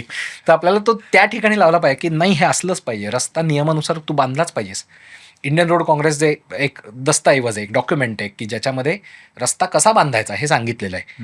ते बराच काळ मार्गदर्शक होतं, गायडिंग प्रिन्सिपल्स होती ती, जी रिसेंटली कायद्याने कंपल्सरी आहे. त्याच्यात जे नवीन मोटर व्हेकल ॲक्ट आला त्याच्यामध्ये मॉडिफिकेशन होऊन ती कंपल्सरी केली की त्याच्यानुसारच रस्ता बांधला पाहिजे. हे आपण विचारलं पाहिजे की रस्ता तू बांधलास का त्याच्यानुसार, नसेल बांधला तर का नाही बांधला, पाणी साचतं कसं तुझं, उतार कुठे केलास.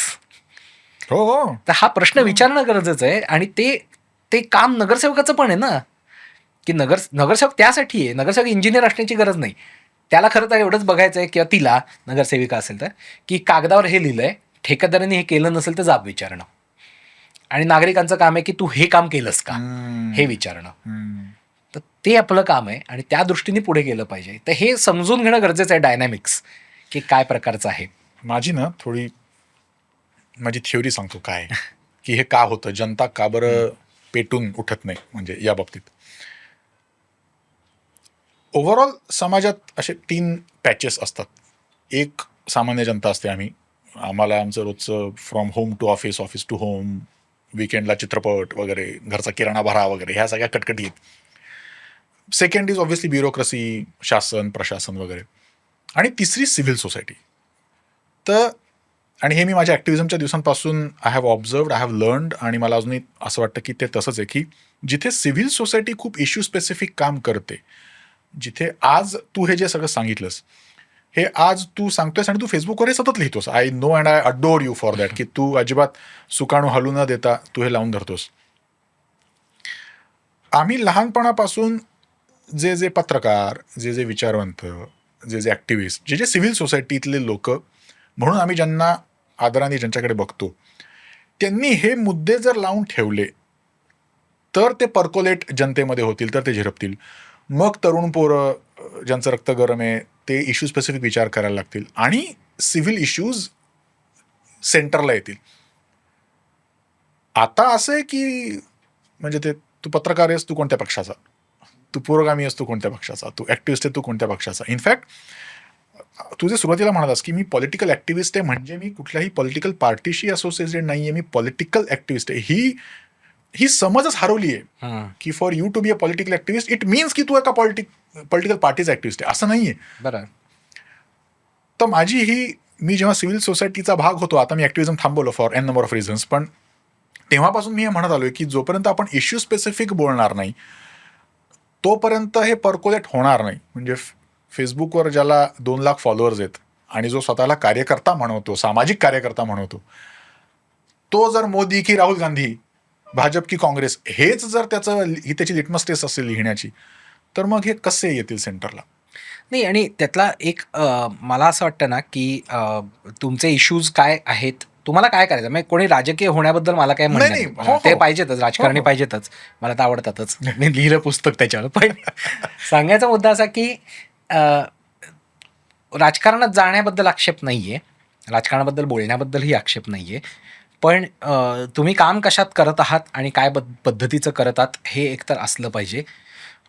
सोशल मीडियाचा एक इम्पॅक्ट असा आहे ना, की आपण बोललंच पाहिजे प्रत्येक मुद्द्यावरती, असं एक लोकांना वाटायला लागतं. दुसरं असं की आपण बोललो नाही तर आपण इरिलेव्हंट बनू, अशीही इन्सिक्युरिटी वाटायला लागते. आणि ती कशी असू शकते हे मलाही माहिती आहे. म्हणजे सोशल मीडियाचं जनरेशनचा प्राणी आहे मी, त्यामुळे फेसबुक होत असताना आपणही बोललं पाहिजे. हे सुरुवातीला प्रत्येक वाटेल त्या गोष्टीवरती मी बोलायला गेलेलो आहेच आहे. पण over the period of time लक्षात येण्याची गोष्ट आहे की प्रत्येक जगात घडणाऱ्या गोष्टीबद्दल नाही बोललं तरी चालतं. It doesn't really matter. कारण आपण बोललंच पाहिजे याच्या मागे एक प्रचंड मोठा गैरसमज आहे की आपलं बोललेलं ऐकू जातं आणि ऐकलं जातं आणि सगळेजण ऐकत असतात. हा एक खूप मोठा गैरसमज आहे असं मला वाटतं, की आपण बोललो नाही तर जग काहीतरी वेगळ्याच दिशेला जाईल. हो. हे आणि सर्व विचारांच्या माणसांचं हा, हा. होतं, की त्याला काही एकच विचारधारेची बरोबर. हे नाही आहे. पण जेव्हा आपण कामाच्या दृष्टीने कामाबद्दल बोलतो, काम स्पेसिफिक बोलतो, तेव्हा मला असं वाटतं की ऐकणारे, वाचणारे जास्त अटेंटिव्हली ते ऐकतात. मग कदाचित सोशल मीडियाच्या भाषेत व्हायरॅलिटी, तुम्ही काहीतरी एक्सप्लोझिव्ह बोललात तर असेल जास्त, एक्सप्लोझिव्ह बोललात तर त्याला जास्त पटकन ते व्हायरल होईल. पण ते प्रॉडक्टिव्ह नसेल. म्हणजे मार्केटिंगमध्ये कधी कधी असतं ना की रीच मिळाला पण टार्गेट ऑडियन्सपर्यंत पोहोचला नाही तर उपयोग काय? हा, हा. 1 लाख लोकांपर्यंत पोहोचलो पण त्यातला एकही तुमचा काय पोटेन्शियल ग्राहक नाही आहे तर customer उपयोग नाही. काय? तर तसंच हे की इव्हेंच्युअली ते कुठेतरी प्रॉडक्टिव्ह दिशेला गेलं पाहिजे. जे आम्ही लोकपालच्या वेळी विचार केला होता की हे चॅनलच केलं गेलं पाहिजे ना, काम केलं पाहिजे. आणि मग आज या पॉडकास्टच्या निमित्ताने सुद्धा जे ऐकत असतील त्या सगळ्यांना मी हेच सांगेन की स्थानिक पातळीवर कामाला सुरुवात करा. कारण तिथे जितक्या गोष्टी कळतात तितकं नुसतं वरवर वाचून किंवा बघून नाही कळत. Correct. कारण मी अनेकांना म्हणतो की जग बदलायचं ना, हरकत नाही, तुमच्या समोरचा रस्ता बदलून दाखवा, बास, दॅट्स इट. आणि खूप जास्त रियालिटी चेक मिळतो सिस्टीमपासनं. सिस्टीम कशी वर्क होते, काय काय फॅक्टर्स हे आहेत. म्हणजे आजही अनेकदा आमचं बोलणं होतं की कसं काम करायचं, नागरिकांनी कसं काम करायचं. तर मी म्हणतो 100 मीटरचा रस्ता निवडा, 100 मीटर, दॅट्स इट. मी फार मोठा लेंथचा रस्ताच म्हणत नाही आहे. 100 मीटरची रिस्पॉन्सिबिलिटी घ्या की तो रस्ता चकचकीत असेल, त्या रस्त्यावर खड्डे नसतील, त्या रस्त्यावर फुटपाथ असेल, त्या रस्त्यावरती बेकायदेशीर फ्लेक्स लागणार नाही, त्या रस्त्यावरती अतिक्रमण होणार नाही, त्या रस्त्यावरती झाडं असली पाहिजेत, जी आधीपासून असतील त्याला पाणी घातलं गेलं पाहिजे, त्या रस्त्यावरती बस असली पाहिजे, त्या रस्त्यावरती बस स्टॉप व्यवस्थित पाहिजे, बसायला जागा असेल अशा पद्धतीने असलं पाहिजे. 100 मीटरचा रस्ता, तेवढीच जबाबदारी घ्या, तेवढं बदलून दाखवा आणि कायापालट होतो की नाही बघा. 10 लोकांनी केलं तर झालं की एकदम तुमचं हो. 1000 मीटर. हो. 1 किलोमीटरचा रस्ता तुम्ही चकचकीत केलात, फक्त 10 लोक. फक्त 10 लोक. असं आपण करू शकतो.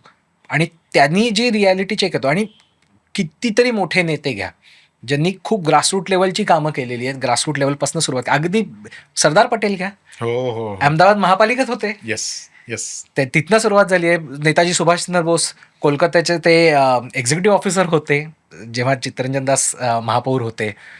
नेहरू अलाहाबाद महापालिकेत होते. ज्योतिबा फुले पुणे महापालिकेत होते. अगदी ग्रासरूट लेवलला, स्थानिक पातळीवरती काय काय प्रश्न आहेत, काय काय गोष्टी आहेत, तशी कामं केली आहेत. बाकी अनंत ॲक्टिव्हिस्ट लोकांनी गावामध्ये गावाचे प्रश्न सोडवणं, बारीक बारीक प्रश्न सोडवणं, इथपासून सुरुवात केली. त्यांनी जो एक पर्स्पेक्टिव्ह आहे तो ग्लोबलसाठीचा सुद्धा, तो खूप महत्त्वाचा आहे असं मला वाटतं. म्हणजे ते सेईंग आहे ना की think global, act local. Local. त्यातला ऍक्ट लोकल विसरून कसं चालेल? सोशल मीडियामुळे तुम्ही थिंक ग्लोबल पर्यंत फार पटकन पोचता. म्हणजे मला ऍक्ट करायचं कुठे तो भाग वेगळा. पण त्याशिवाय काही होणार नाहीये. म्हणजे बोलण्याला पण महत्व आहे, बोलण्याने जे प्रबोधन होतं त्यालाही महत्व आहे, पण ते मर्यादित आहे. ते चॅनलाइज नाही झालं तर उपयोग नाही, ते मग विरून जाणार आहे. त्यामुळे तो फेस आहे नुसता. तो त्यांनी मजा तेव्हाच येईल जेव्हा खाली कॉफी पण असेल ना. कोल्ड कॉफीचा फेस आपण नुसताच फेसच भारी आहे आणि तुम्हाला कोणीचं नुसतं फेसच द्यायला लागलं ₹100 घेऊन, तर आपण म्हणू काय बावळपण आहे, गंडवा गंडवी चालली. तर तसं नाही चालणार. त्यामुळे ते दोन्हीचं कॉम्बिनेशन पाहिजे. प्रबोधन तर पाहिजेच, पण त्याला खंदा बेस पाहिजे कामाचा, विचारांचा, स्थानिक कनेक्शनचा. त्यामुळे गांधीजींनी काम केलं, पण कुठेतरी गावात चंपारण्यामध्ये जाऊन म्हणले की इथल्या शेतकऱ्यांचा प्रश्न आहे, त्या 2000 शेतकऱ्यांबद्दल मी बोलतो, त्या 10,000 शेतकऱ्यांबद्दल बोलतो, त्या 200 शेतकऱ्यांबद्दल बोलतो. तर बारडोलीचा सत्याग्रह पटेलांनी केला. कितीतरी उदाहरण आहेत. म्हणजे इतिहास आपण इतक्या वेळा बोलत असतो सगळ्या माध्यमातनं, तर शिकायची गोष्ट ही आहे की स्थानिक गोष्ट विसरू नका. तुमचे पाय घट्ट जितके असतील, जितकं स्थानिक प्रश्नांबद्दल बोलाल, तितकं शिक्षणच तुमचं होणार आहे. तुमच्या तलवारीला धारच येणार आहे. तर मग तुम्ही जेव्हा बोलाल की पॅलेस्टाईनमध्ये काय चाललंय, त्याला एक डेप्थ पण येणार आहे.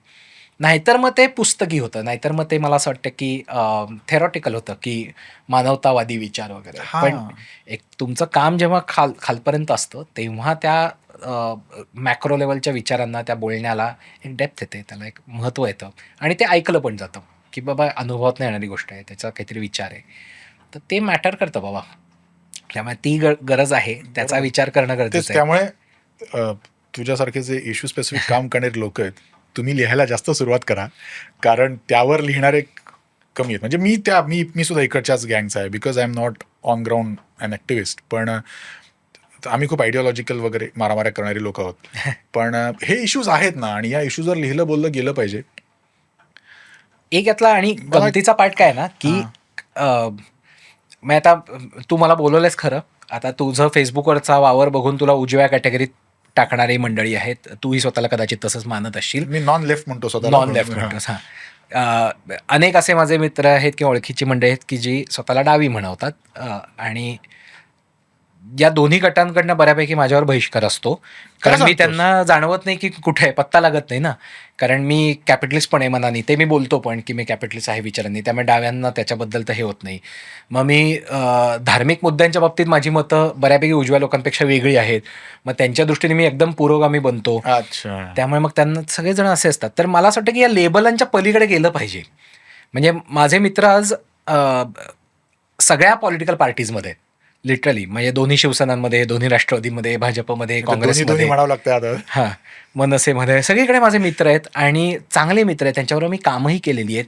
आणि परिवर्तनमध्ये अनेक पार्टीजना मानणारे किंवा काम करणारे सुद्धा लोक आहेत. त्यातली ब्युटी ही आहे ना, की एखादा प्रश्न म्हणला ना, की आता पुण्यातला काय टेकडीचा प्रश्न आहे किंवा वाहतुकीचा प्रश्न आहे, आणि आम्ही त्याच्यावर चर्चा केली की आम्ही सगळे एका पेजवरती येतो चर्चा करून, आणि तिथे आम्ही ते पार्टीचं लेबल बाजूला ठेवू शकतो, आणि मग एकत्र काम केलं जातं की नाही, हा मुद्दा तर बरोबर आहे, सरकार कोणाचं का असे ना, माझ्या लाडक्याचा असो नाही तो दोडक्याचा असो, मुद्दा तोच येत नाही. मला मुद्दा हा पुढे न्यायचा आहे, प्रश्न हा पुढे न्यायचा आहे, तो सॉल्व्ह करायचा आहे, आणि त्याच्यासाठी आपल्याला एकत्र यायला पाहिजे. तर त्या पॉईंटला लेबल लावली की हा डावा, हा उजवा, हा वरचा, हा खालचा, हा इकडचा तिकडचं, मग ते पुढे कामच जाणार नाही. त्यामुळे लेबल्सच्या पलीकडे जाता येणं ही काय म्हणतात त्याला, काळाची गरज आहे असं मला वाटतं. आणि कोणीही सरकार असलं तरी, म्हणजे ॲज अन ॲक्टिव्हिस्ट माझं काम आहे की सरकारला काम करायला लावणं, त्यांनी योग्य काम कोणाचं का असे ना, माझा पक्ष विरोधी पक्ष, माझा पक्ष विरोधी पक्ष, करेक्ट. त्यामुळे because I am a whistleblower, I am an activist, I am pressure group म्हणून मी काम करतोय. तर आता माझं जर म्हणणं असेल की आता प्रेशर टाकायचीच गरज नाही, तर भात शिजणार कसं ना, प्रेशर तर पडलं पाहिजे.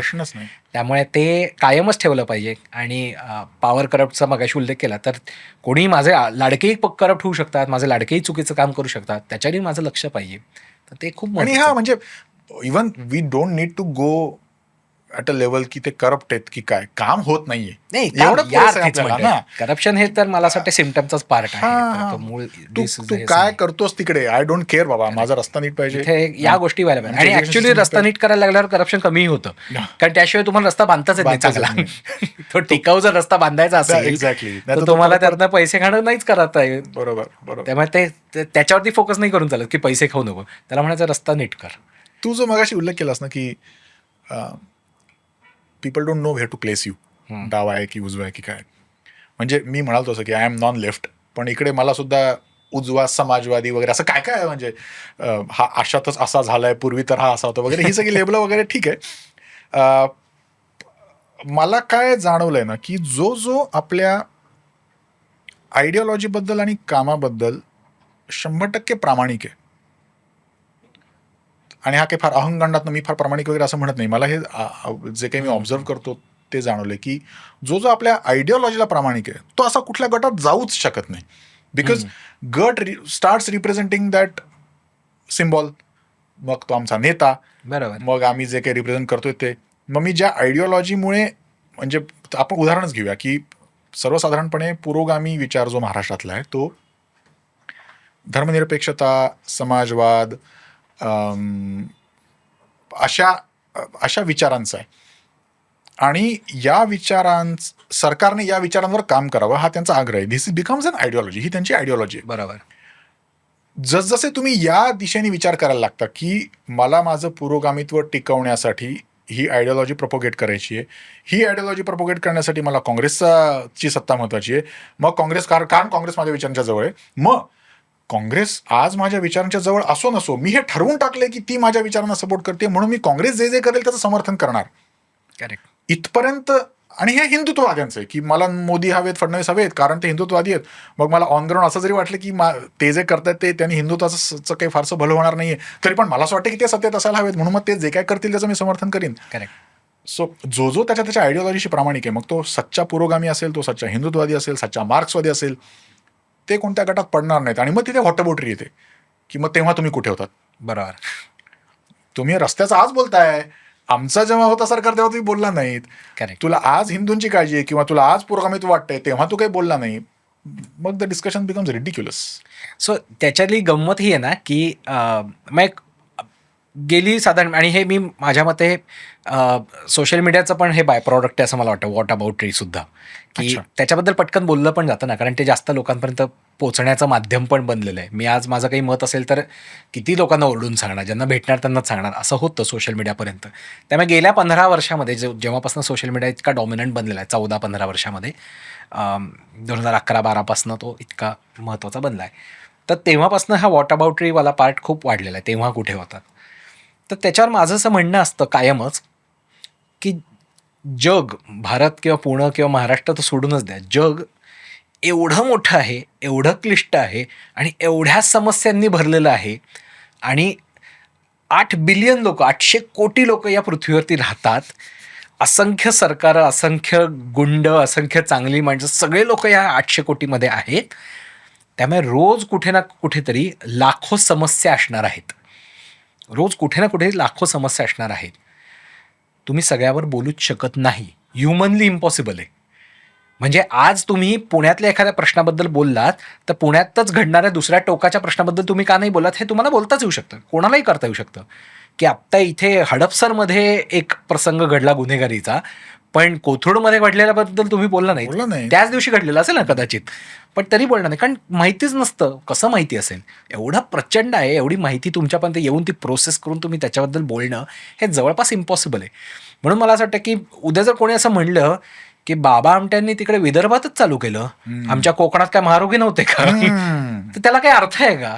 त्या गोष्टीला काही अर्थच नाही आहे. ती वॉट अबाउट इथे पण लागू होते. आता मुद्दा कुठे येतो की मी माझे मुद्दे सिलेक्ट करतो, मी माझे इश्यूज सिलेक्ट करतो, आणि ते आज करतोय. 10 वर्षांपूर्वी मी कुठे होतो मला माहित नाही, आणि केलेही नसतील ना. मी आज सिलेक्ट करतो आणि मी त्याच्यावरती भांडतो, कारण खरंच इश्यूज एवढे प्रचंड जास्त आहेत की प्रत्येकाने आपापला जिव्हाळ्याचा जो प्रश्न आहे तो सिलेक्ट करावा आणि त्यासाठी भांडावं. म्हणजे मला जर असं वाटत असेल की मशिदीवरचे भोंगे हा खरं तर ध्वनी प्रदूषणाच्या दृष्टीने महत्त्वाचा मुद्दा आहे, तर मी त्यावर बोलावं. तुला जर असं वाटत असेल की दिवाळीतले फटाके हा ध्वनी प्रदूषणाच्या दृष्टीने आणि एकूणच प्रदूषणाच्या दृष्टीने हानिकारक मुद्दा आहे, तू त्यावर बोलावंस. मी फटाक्यांबद्दल बोललो नाही म्हणजे मी ढोंगी आहे, आणि तू मशिदींच्या भोंग्यांबद्दल बोलला नाहीस म्हणजे तू ढोंगी आहेस, असा त्याचा अर्थ होत नाही. ढोंगीपणा किंवा दांभिकता कुठे येते असं मला वाटतं, म्हणजे तिथे वॉट अबाउट ट्रीचा मुद्दा येतो की तू फटाक्यांबद्दल बोलतोयस मी आजपर्यंत काय मशिदीच्या भोंग्यांबद्दल बोलतो आहे, पण आपण एकमेकांशी बोलत असताना मी म्हणतो की फटाक्यांचा मुद्दा दुय्यम आहे, हा. तू माझा मुद्दा महत्वाचा आहे, त्याच्यावरती फोकस कर. आणि उलट पण. तर इथे प्रॉब्लेम हा होतो की तुम्ही फटाके आणि मशिदीवरचे भोंगे याला जास्त महत्व देताय, ध्वनी प्रदूषण या प्रश्नाला महत्व देत नाही.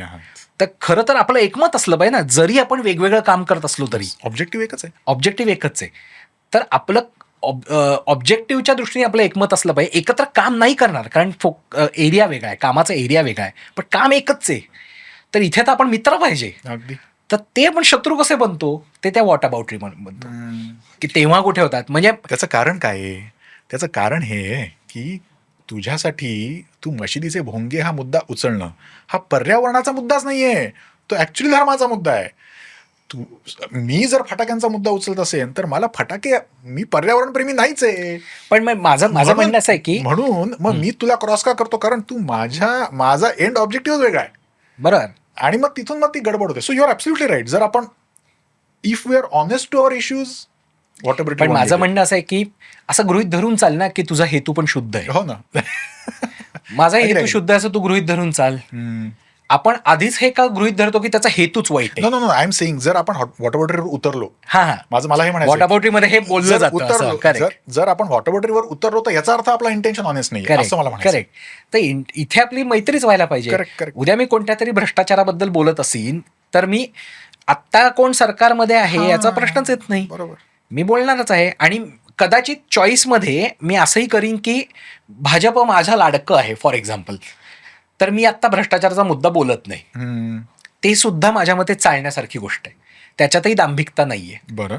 ॲज लॉंग ॲज मी तू भ्रष्टाचाराच्या मुद्द्याबद्दल, भाजपच्या काळातल्या भ्रष्टाचाराच्या मुद्द्याला बोलत असताना मी तुला विरोध करत नाहीये आणि मी तुला म्हणतोय की हे मुद्दे बोलणं चुकीचं आहे आणि असं काही नाहीच आहे, आणि मी अचानक सरकारला डिफेंड करायला लागलो, वा, दिस इज तर ती दांभिकता आहे. कारण मी माझा चॉईस आहे ना कधी बोलायचं आणि काय नाही.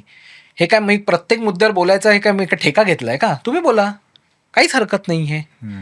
त्यामुळे जेव्हा लोक म्हणतात की तुम्ही काँग्रेसच्या भ्रष्टाचाराबद्दल बोललात, भाजपच्या भ्रष्टाचाराबद्दल बोलत नाही आहात, तेव्हा मी म्हणतो की तुम्ही बोला, काही प्रॉब्लेम नाही. असं मी करत नाही, पण एक्झाम्पल सांगतोय. आम्ही याची क्लिप काढू आणि आता व्हायरल लगेच की हा कसा भाजपचा संघी चेहरा बाहेर आलेला आहे. निदान उजव्या लोकांना बरं वाटेल.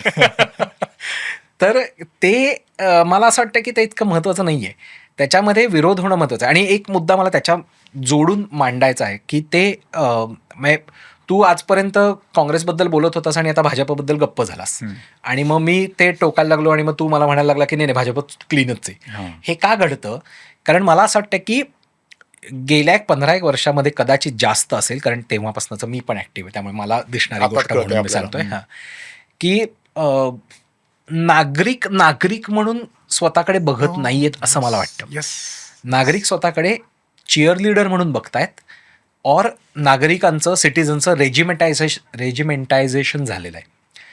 त्यामुळे इधर मी मला ते एक कायम असं वाटतं की आपण IPL ची मॅच बघत असतो आणि 5 बॉलमध्ये 50 रन जिंकायला हव्या असतात, आणि खरं काही मॅचमध्ये राम उरलेलं नसतो, संपलेली असते मॅच, काही कोणाला पडलेली नसते, तरी कोणता तरी तो एक टेलेंडर असतो जो 6 मारतो, आणि त्या चिअरलीडर्स तरी नाचतात तिथे सगळे झिलमिळ्या घेऊन. तेवढ्याच जोशात नसतात, कारण त्यांना त्याचे पैसे मिळतात, दॅट्स अ डिफरंट स्टोरी, पण त्या तेवढ्याच जोशात नसतात. खरं तर मॅच संपलेली आहे, मॅचमध्ये काही अर्थ उरलेला नाही, त्या 6ला पण फारसा काही अर्थ नाही. स्टॅटिस्टिक आहे फक्त ते की एक 6 रन ॲड झाल्या, एकाच्या 6 नंबर ऑफ 6 ॲड झाल्या, एवढंच त्याचा अर्थ आहे. पण तरी त्या तितक्याच जोशात नसतात जशी पहिली 6 असेल. तसं चिअर लिडिंग होतं की काय त्याचा परिणाम होतोय किंवा काय नाही, आणि दोन्ही बाजूनी कोणतंही सरकार असो, तर त्या पद्धतीचं चिअर लिडिंग होतं. किंवा दुसरी कॅटेगरी जिथे नागरिकांचं सैनिकीकरण होतं, म्हणजे जिथे मी ज्यांची बाजू घेतलेली आहे कधी काळी, किंवा मी ज्यांना सपोर्ट व्यक्त केला आहे कधी काळी, त्यांच्या संरक्षणाची जबाबदारी मी स्वतःवरती घेतो की नाही मग मला डिफेंडच केलं पाहिजे. म्हणजे माझा प्रश्न सरकारला आहे की अहो मुख्यमंत्री, अहो पंतप्रधान, अहो अर्बन डेव्हलपमेंट मिनिस्टर, अहो महापौर, तुम्ही उत्तर द्या की हे का घडलं. तेव्हा अनेक इतर लोक उत्तर द्यायला येणार आणि डिफेंड करायला येणार सरकारला. तर एकतर हे लोकशाहीला हानिकारकच मला वाटतं. याचं एक कारण असं की सरकार उत्तरदायित्व हे करू शकतं, काय म्हणतात त्याला, त्यातनं सुटका मिळवू शकतं, की मला उत्तर द्यायची गरज नाही, परस्पर लोक उत्तर देऊन मोकळी होतात. जे मी अनेकदा फेसबुकवरती ट्रोल्सवरती करतो, कारण ते मी करू शकतो, सरकारने नाही करता नाही कामा, करायला हा पाहिजे. माझा मुद्दा अगदी आहे. अगदी बरोबर. की परस्पर लोक आपापसात भांडतील, मी कशाला उत्तर द्यायचं, आणि मग ते आन्सरेबिलिटी तुम्ही विसरूनच जाणं, अकाउंटेबिलिटी विसरून जाणं, हे नाही व्हायला पाहिजे. त्यामुळे त्या दृष्टीने ते लोकशाहीला हानिकारक आहे. आणि दुसरं, मला खूप जास्त इमोशनली पण असं वाटतं की माझं सरकार आहे ना, मी आणि सरकार बोलतोय ना, तुम्ही कशाला मध्ये पडताय. तर तुम्ही मध्ये येऊन ती ग्लास वॉल क्रिएट करून, जे सरकारचे डिफेंडर्स असतात किंवा एखाद्या पक्षाचे सुद्धा डिफेंडर्स असतात, एखाद्या नेत्याचे डिफेंडर्स असतात, जर ऑपोजिशनमधला असेल तर ते डिफेंडर्स माझ्या आणि त्या नेत्यामध्ये, माझ्या आणि सरकारमध्ये येऊन आमचं नातं वीक करतात. म्हणजे मी असं म्हणतो की नागरिक सर्वस्व आहेत लोकशाहीमध्ये. जसं पालक आपल्या मुलाला ओरडत असतील, एखादी चुकीचे काम केल्यानंतर आई ओरडत असेल, तर एक पालकत्वामध्ये जनरली सांगितली जाणारी गोष्ट असते की वडिलांनी त्यावेळी मध्ये बोलायचं नाही, वडिलांनी आईच्या बाजूने बोलायचं, नंतर त्यांच्यातलं जे काय असेल ते बोलावं, नाहीतर मुलगं वांड होतं. Yes. त्या दोघांमधल्या दुहीचा फायदा घेऊन आपलं मुलगा वांड होईल सरकार.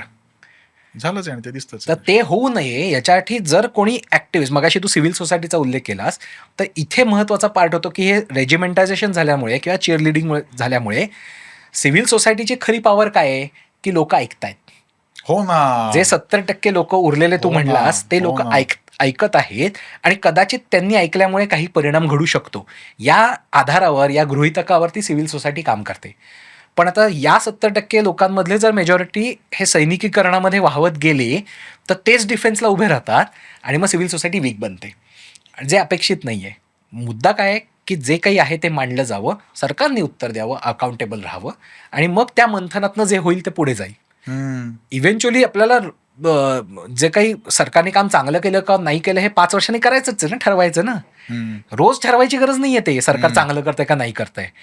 आम्ही आता लोकल लेवलला काम करताना अनेकदा बघतो की एखाद्या अधिकाऱ्यांनी, आता व्हॉट्सअप ग्रुप्स वगैरे असतात अधिकाऱ्यांचे, आणि त्याच्यात मोहल्ला लेवलवरती जेव्हा काम करतात, तेव्हा एखाद्या अधिकाऱ्यांनी काहीतरी खूप चांगलं काम म्हणजे त्यांना कोणीतरी सांगितलं असतं की हो इथे खूप कचरा पडलाय, तो प्लीज साफ करा, त्यांनी त्याच दिवशी साफ करतात ते.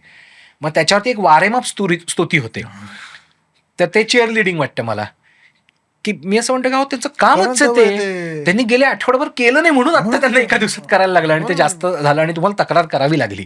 तर त्यांनी काम केलं ह्याच्याबद्दल, काम केलं थँक्यू एवढं पण म्हणू शकतो. पण त्याचं नाचायचं कशाला गरज आहे, त्याची नाचायची गरज नाही आहे. त्यांचं काम त्यांनी केलं, व्हेरी गुड एवढं म्हणू आणि पुढे होऊ.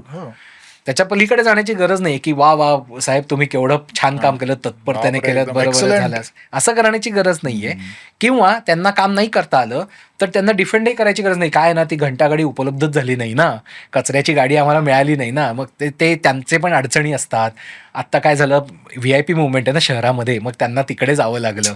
हा डिफेन्सला तुम्हीच येणार असाल तर कसं चालेल, असं नाही करून चालणार. नागरिक म्हणून माझी जबाबदारी आहे त्यांना काम करायला लावणं, त्यांना सांगणं की तुम्ही हे काम करा, तिथला कचरा उचला, रस्त्यावर खड्डे पाडू नका, स्ट्रीट लाईट्स चालू पाहिजेत, या गोष्टी. तेच ना, आपल्या अजेंडाची जर क्लॅरिटी नसेल, एक्झॅक्टली हेच म्हणजे, चल गृहीत धरून मी हिंदुत्ववादी आहे आणि मला माझ्या सत्तेत कोणी का असेना त्यांनी काहीतरी हिंदू हिताचा, माझ्या हिशोबाने हिंदू हिताचा निर्णय घेणं महत्त्वाचं आहे असं मला वाटतं.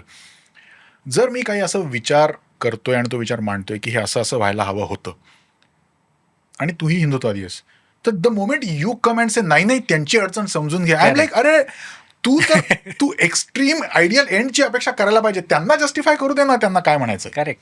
त्यांची अडचण काय ही त्यांनी जस्टिफाय करू दे. जनताच जर म्हणजे तू म्हणालास असं की आमचे शिक्षक चांगलं शिकवत नाहीयेत याचं समर्थन पालकांनी करायला सुरुवात केली तर मुलांचं ते वाटच लागणार ना. त्यामुळे तसं करून चालत. आणि तोच तर मुळात सैनिकीकरण जेव्हा आपण म्हणतो, रेजिमेंटायझेशन, तर रेजिमेंट म्हणजे काय, सैनिक असतो त्याच्याकडनं काय अपेक्षित असतं की येस सर, नो क्वेश्चन्स, आणि अनक्वेश्चनेबल लॉयल्टी अँड ओबिडियन्स. त्यामुळे बोलू नका, जे आहे ते ओके म्हणा आणि पुढे व्हा, ते फॉलो करा. असं नाही असू शकत, असं नागरिकांनी असता कामा नये. बरोबर. त्यामुळे ते आपण नाही ना होतो, हे सातत्याने सर्व बाजूच्या लोकांनी बघत राहणं गरजेचं आहे. कारण कितीही टीका टिप्पणी उजव्या लोकांवरती होत असली तरी सर्व बाजूचे लोक ह्याच्यातच आहेत, याच काय म्हणतात त्याला, वाहवत जाणारे आहेत, असंच माझं मत आहे. त्यामुळे उजवे डावे मी म्हटलं तसं इकडचे तिकडचे, जिथे कुठे तुम्ही स्वतःला समजत असाल तिथे तुम्ही हे बघणं गरजेचं आहे की मी नागरिक राहतोय ना, आणि मी इश्यू स्पेसिफिक आहे ना, आणि मुद्द्यांना प्रामाणिक आहे ना, का मी माझ्या नेत्यानुसार माझे मतं बदलत आहे. परत मी मगाशी म्हटलं तसं की मी व्यक्त व्हायला पाहिजे प्रत्येक वेळी असं नाही मला वाटत. मी व्यक्त होणं कदाचित बंद करू शकतो माझ्या आवडीनुसार, की नाही माझ्या आवडीच्या नेत्यावर मी नाही टीका करणार, पण दुसरा टीका करतो त्याला डिफेंड करायला नाही जाणार, म्हणजे त्याला अपोज करायला नाही जाणार किंवा नेत्याला डिफेंड करायला नाही जाणार. मुद्दा महत्वाचा आहे, कोणीतरी मांडला पाहिजे ना, किंबहुना त्या पॉइंटला तर माझं असं असलं पाहिजे, मागून आय विल सपोर्ट बाबा. करेक्ट. मग तिथे उलट गुड कॉप बॅड कॉप पाहिजे की अरे हे तू उजव्यांबद्दल बोल यार, मी डाव्यांबद्दल बोलतो, हे तुमच्यात पाहिजे, कारण मला डायरेक्टली बोलता येत नाही, तुला बोलता येत असेल तर तू बोल. म्हणजे पडद्यामागे त्यांनीच युती करावी असं खरंय. लॉबिंग काय फक्त या लोकांनी करायचं का, आपणही लॉबिंग केलं पाहिजे ऍक्टिव्हिस्ट लोकांनी, ते यासाठी आहे ना, तर ते महत्वाचं आहे. ओव्हरऑल ॲज अ सोसायटी आपला तो बॉटम अप अप्रोच आहे की टॉप डाऊन अप्रोच आहे? धिस मला ना एक असं दुर्दैवाने असं वाटतं की आपल्या फिलॉसॉफीमध्ये, भारतीय संस्कृतीच्या फिलॉसॉफीमध्ये काहीतरी वाईट झालं की कोणीतरी अवतार येणार आहे आणि सगळं सॉल्व्ह करणार आहे, ह्याच्याबद्दलचा पगडा खूप जास्त आहे. म्हणजे त्यातला भक्तिभाव आणि त्यातली श्रद्धा आपण भाग थोडासा बाजूला ठेवू, पण त्यामुळे कोणीतरी येऊन माझं काम करणार आहे हा भाव खूप जास्त आहे. आणि त्यामुळे सतत माझा नगरसेवक, माझा आमदार, कोणीतरी पंतप्रधान येतील, कोणीतरी मुख्यमंत्री येईल, कोणीतरी येईल की जो सगळे प्रश्न असे सोडवेल, याच्याकडे खूप जास्त कल आहे. आणि तो कल असल्यामुळे खूप जास्त टॉप डाऊन अप्रोचकडे आपण जातो, कारण वरती कोणीतरी येईल आणि खाली होईल. पण राजकारणामध्ये, लोकशाही राजकारणामध्ये तर त्याहून जास्त की असं घडतच नाही. म्हणजे कोणताही खासदार किंवा केंद्रीय पातळीवरचा नेता हा राज्य पातळीवरच्याच छोट्या इतर नेत्यांच्या जीवावरती तगू नसतो, आणि ते नेते नगरसेवक किंवा जिल्हा परिषद मेंबर्सच्या जीवावरती तगू नसतात. त्यामुळे खालून वरतीच जाणार आहे, वरून खाली नाही जाणार आहे, कारण खालच्यांच्या जीवावर वरती डोलारा उभा आहे की प्रत्येक निवडणुकीत काय घडतंय, कसं होतंय, तिथे योजना कशा जात आहेत, केंद्रीय योजना खालपर्यंत पोहोचवण्यासाठी खाली तसं नेटवर्क लागतं, ते पोचणं गरजेचं आहे, तो मेसेजही पोचणं गरजेचं आहे निवडणूक जिंकायची असेल तर या ज्या गोष्टी आहेत त्याच्यासाठी वरून खाली येऊन कसं चालेल, ते जाणारच नाही. तुम्हाला खालनंच बिल्ड करायला पाहिजे. त्यामुळे तो बॉटम अप अप्रोच पाहिजे आणि तिथेच बदल करणं गरजेचं आहे. आता यातली गंमत मी सांगतो. पूर्वी ना कॉर्पोरेटरला, म्हणजे महापालिकेच्या सदस्याला, नगरसेवक हा शब्द नव्हता. तेव्हा त्याला म्हणायचे नगरपिते, पिता, वडील. सो नगरपिते असा शब्द होता. बरं. पूर्वी म्हणजे हे कधी? 70 वर्षापूर्वीची गोष्ट असेल. अच्छा. किंवा थोडी आधीची पण. बरं. त्याच्यानंतर आचार्य अत्रेंनी त्याच्यावर कोटी अशी केली की आम्हाला एवढे बाप नको आहेत. आणि मग पुढे जाऊन तो शब्द नगरसेवक असा झाला. म्हणजे आपण लोकशाही देशामध्ये असं म्हणलं की आम्हाला बाप नको आहेत, म्हणजे सगळे कोणीतरी पालक आपले आहेत की जे आपल्याला द्या, आम्हाला काहीतरी द्या, असे आपण याचक भूमिकेत आणि ते काहीतरी देणाऱ्या भूमिकेत नाहीये, तुम्ही सेवक आहात, हा भाव आपण निदान शब्द बदलण्यामध्ये आणला. पुढे जाऊन आपण काय केलं, जिल्ह्याला एक पालकमंत्री ऍड केला. काय काम आहे पालकमंत्री या व्यक्तीचं? तुमच्याकडे जिल्हा परिषद आहे, तुमच्याकडे जिल्हा परिषदेनंतर पंचायत समिती आहे, शहरी पातळीवरती तुमच्याकडे नगरपालिका आहे, महानगरपालिका आहे, तिथे तुमचेच नेते आहेत. काय करतो पालकमंत्री? का पद ते निर्माण केले? आता खूप काही गोष्टी दिलेल्या आहेत कायद्यानी किंवा वेगवेगळ्या नियमांनी, पण त्याची गरज का बरं भासली की नाही कोणीतरी एक सगळ्यांच्या वरती एक कोणीतरी मंत्री असावा?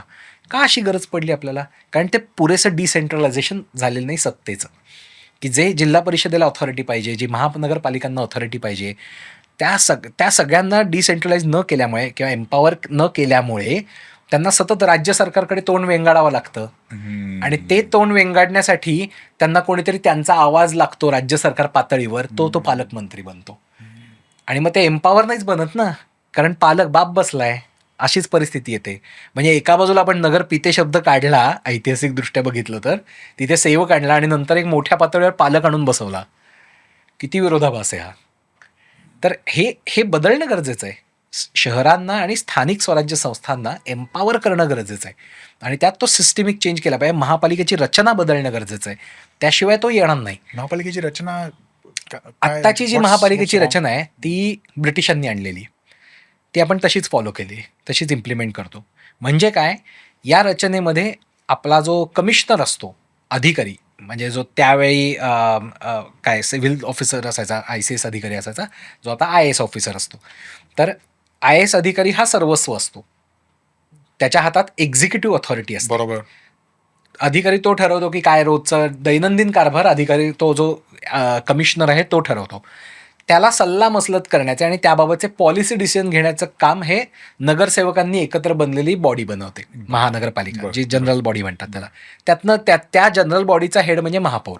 महापौराला कोणताही अधिकार नाही, एक्झिक्युटिव्ह ऑथॉरिटी महापौराला नसते महाराष्ट्रामध्ये. त्यामुळे महापौर हे शोभेचं पद एक प्रकारे. थोडे जास्त पैसे अलॉकेट कसे करायचे वगैरेचे अधिकार आहेत, किंवा पत्र देऊन अधिकाऱ्यांना काम करायला लावणं किंवा ते हे करणं, हे त्या पदामुळे येणारी गोष्ट आहे. पण direct on paper legally speaking महापौरांना कोणतेही अधिकार नसतात फारसे. फार काही एक्झिक्युटिव्ह अधिकार महापौरांना नसतात. महापौरांना सल्ला देता येतो, जनरल बॉडीचे ते रिप्रेझेंटेटिव्ह म्हणून असतात. त्यातल्या त्यात आर्थिक बाबतीतले काही निर्णय जे परत पॉलिसी डिसिजन सारखेच आहेत, बजेट फायनलाइज करणं किंवा प्रिपेअर करणं किंवा त्याबाबत आहे, हे स्टँडिंग कमिटी करते, म्हणजे परत नगरसेवकांची कमिटी करते. बरोबर आहे. पण एक्झिक्युटिव्ह ऑथॉरिटी परत अधिकाऱ्यांकडे आहे, म्हणजे ब्युरोक्रेसीकडे आहे. आता ही ब्रिटिशांनी आणलेली व्यवस्था आहे, कारण जेव्हा त्यांना असं जाणवलं की आपल्याला काही प्रमाणात अधिकार इथल्या स्थानिक लोकांना द्यायला लागतील, तेव्हा सगळे अधिकार देऊन कसं चालेल. तर सगळे अधिकार असलेला ब्रिटिश कमिशनरच असेल किंवा त्यांच्या तालमीत तयार झालेलाच ब्युरोक्रॅट असेल, आणि मग तुम्ही सल्ले द्या ना आम्हाला, आम्ही सल्ल्यानुसार करू. जे राज्य आणि संघराज्य पातळीवर होत नाही. पंतप्रधान स्वतः सही करतात, मुख्यमंत्री स्वतः सही करतात, ते निर्णय त्यांचा असतो. कॅबिनेट स्वतः काही डिसिजन्स घेतात, अधिकारी ते एक्झिक्यूट करतात. बरोबर. पण एक्झिक्युटिव्ह ऑथॉरिटी कोणाकडे, जो आपण इलेक्ट केलेला नेता आहे त्याच्याकडे, आपण निवडून दिलेला नेता आहे त्याच्याकडे. स्थानिक पातळीवर तसं नाहीये. त्यामुळे स्थानिक पातळीवर काय होतं की प्रत्येक नगरसेवक आपापल्या वॉर्ड पुरता बघतो, कारण त्याच्यात काय म्हणतात त्याला, त्याच्या दृष्टिक्षेपात शहर नाहीच आहे, कारण त्याला वॉर्डमध्ये निवडून यायचं आहे. शहराचं तर दैनंदिन कारभार तर नगरसेवक आपला कमिशनरच बघणार आहे, आणि कमिशनरला फरक पडत नाही, कारण त्याला निवडून द्यायचं नाहीये. त्यामुळे उत्तरदायित्व कमी होतं. त्यामुळे गमतीचा भाग असा आहे की काँग्रेस असो नाही तर भाजप असो, हे दोन सगळ्यात मोठे पक्ष म्हणून, या दोन्ही पक्षांनी वेगवेगळ्या वेळेला आपापल्या जाहीरनाम्यात, आपापल्या म्हणण्यामध्ये असं म्हणलेलं आहे की राज्यामध्ये थेट महापौर निवडायची आणि महापौरांना एक्झिक्युटिव्ह ऑथॉरिटी असल्याचा कायदा आणायला पाहिजे. फक्त ते विरोधात असताना त्यांनी मांडलेलं आहे. सत्तेत आलं की त्यांचं मत बदलतं, कारण राज्य सरकारला कमिशनर मार्फत आपल्यात ठेवता येतं. त्यामुळे नगरसेवक वॉर्डसेवक बनून राहतात, शहरं राज्य सरकारच्या ताब्यात राहतात. आता हे डिसेंट्रलायझेशन झालंच नाही, मग तो तुम्हाला पालकमंत्री लागतो, जो बाप बसवायचा आपल्यावरती. अच्छा. त्यामुळे ही सिस्टमिक फ्लॉ आहे, व्यवस्थेमधला हा फ्लॉ आहे की ज्याच्यामध्ये थेट एक्झिक्युटिव्ह ऑथॉरिटी असणारी इलेक्टेड बॉडी असणं गरजेचं आहे. म्हणजे शहराच्या पातळीवरती महापौर आणि महापौराचं काउन्सिल किंवा कॅबिनेट हेच माझ्याबद्दल निर्णय घेणारा पाहिजे ना. बरोबर, ॲब्सोल्युटली. तर कमिशनर आणि रस्ते खात्याचा प्रमुख अधिकारी हे का निर्णय घेत आहेत माझ्यासाठी, हे का एक्झिक्युटिव्ह गोष्टी बघतायत. आणि त्यामुळे आपल्याला खूपदा वर्तमानपत्रात पण वाचायला मिळतं की नगरसेवकांनी धरले अधिकाऱ्याला धारेवर. हे आपल्याला राज्य सरकारच्या पातळीवर का बघायला नाही मिळत कधीच. सत्ताधारी नगरसेवक अधिकाऱ्यांना धारेवर धरतात, मग याला काय अर्थ उरला. तुमच्या हाताखालीची ब्युरोक्रेसी नाहीच, कारण ती हाताखाली नाहीच आहे, ती पॅरलल आहे. आणि त्या कमिशनरला काढायचं असेल तर खूप तुम्हाला ठराव मांडायला लागेल, आणि ती मोठी गोष्ट आहे ना. IAS ऑफिसरला जर तुम्हाला पदावरनं काढायचं असेल, का आता ऐकलं नाही त्यांनी म्हणून, तर ती खूप मोठी गोष्ट आहे. त्याला नेमलंय परत राज्य सरकारनी. महापालिका आणि राज्य सरकारमध्ये फरक असेल त्यांच्या मतामध्ये, तर अजूनच परत गोंधळाची परिस्थिती. तर शहरांना ऑथॉरिटी असलेला लोकप्रतिनिधी असणं गरजेचं आहे. त्यामुळे शहरं निर्णायकी बनतात ती त्यामुळे. शहरांचा नेता कोण, आज न्यूयॉर्कचा नेता कोण आहे असं म्हटल्यानंतर आपण कोण सांगू शकतो की बाबा आला निवडून तो ममदानी, त्याची निवडणूक गाजली का, कारण त्याच्याकडे एक्झिक्युटिव्ह ऑथॉरिटी आहे, त्याच्याकडे तो निर्णय घेऊ शकतो. पोझिशन पॉवरफुल आहे. त्यामुळे पॉवरफुल पोझिशन मध्ये आता तू आणि मी भांडत जरी गेलो नगरसेवकाकडे, तरी तो म्हणणार सर अधिकारी करत नाहीत, अधिकारी माझा ऐकतच नाही. कितीतरी म्हणतात हे नगरसेवक, आणि हे कारणासारखं पण वापरतात. हा म्हणजे Excuse सारखंही वापरतात तरी ना. दुःखद आहे, एक्सक्यूज म्हणून आहे तरी दुःखदच आहे. त्यामुळे पुढे जर रेटायचं असेल तर तो सिस्टीम चेंज करणं गरजेचं आहे आणि हे तुमच्याच अजेंड्यात आहे. म्हणजे मला गंमत हीच वाटते की तुम्हीच तुमच्या मॅनिफेस्टोजमध्ये आजपर्यंत हे बोलला आहात. मॅनिफेस्टो इज तुम्हीच आजपर्यंत याबद्दलची गरज मांडली आहे.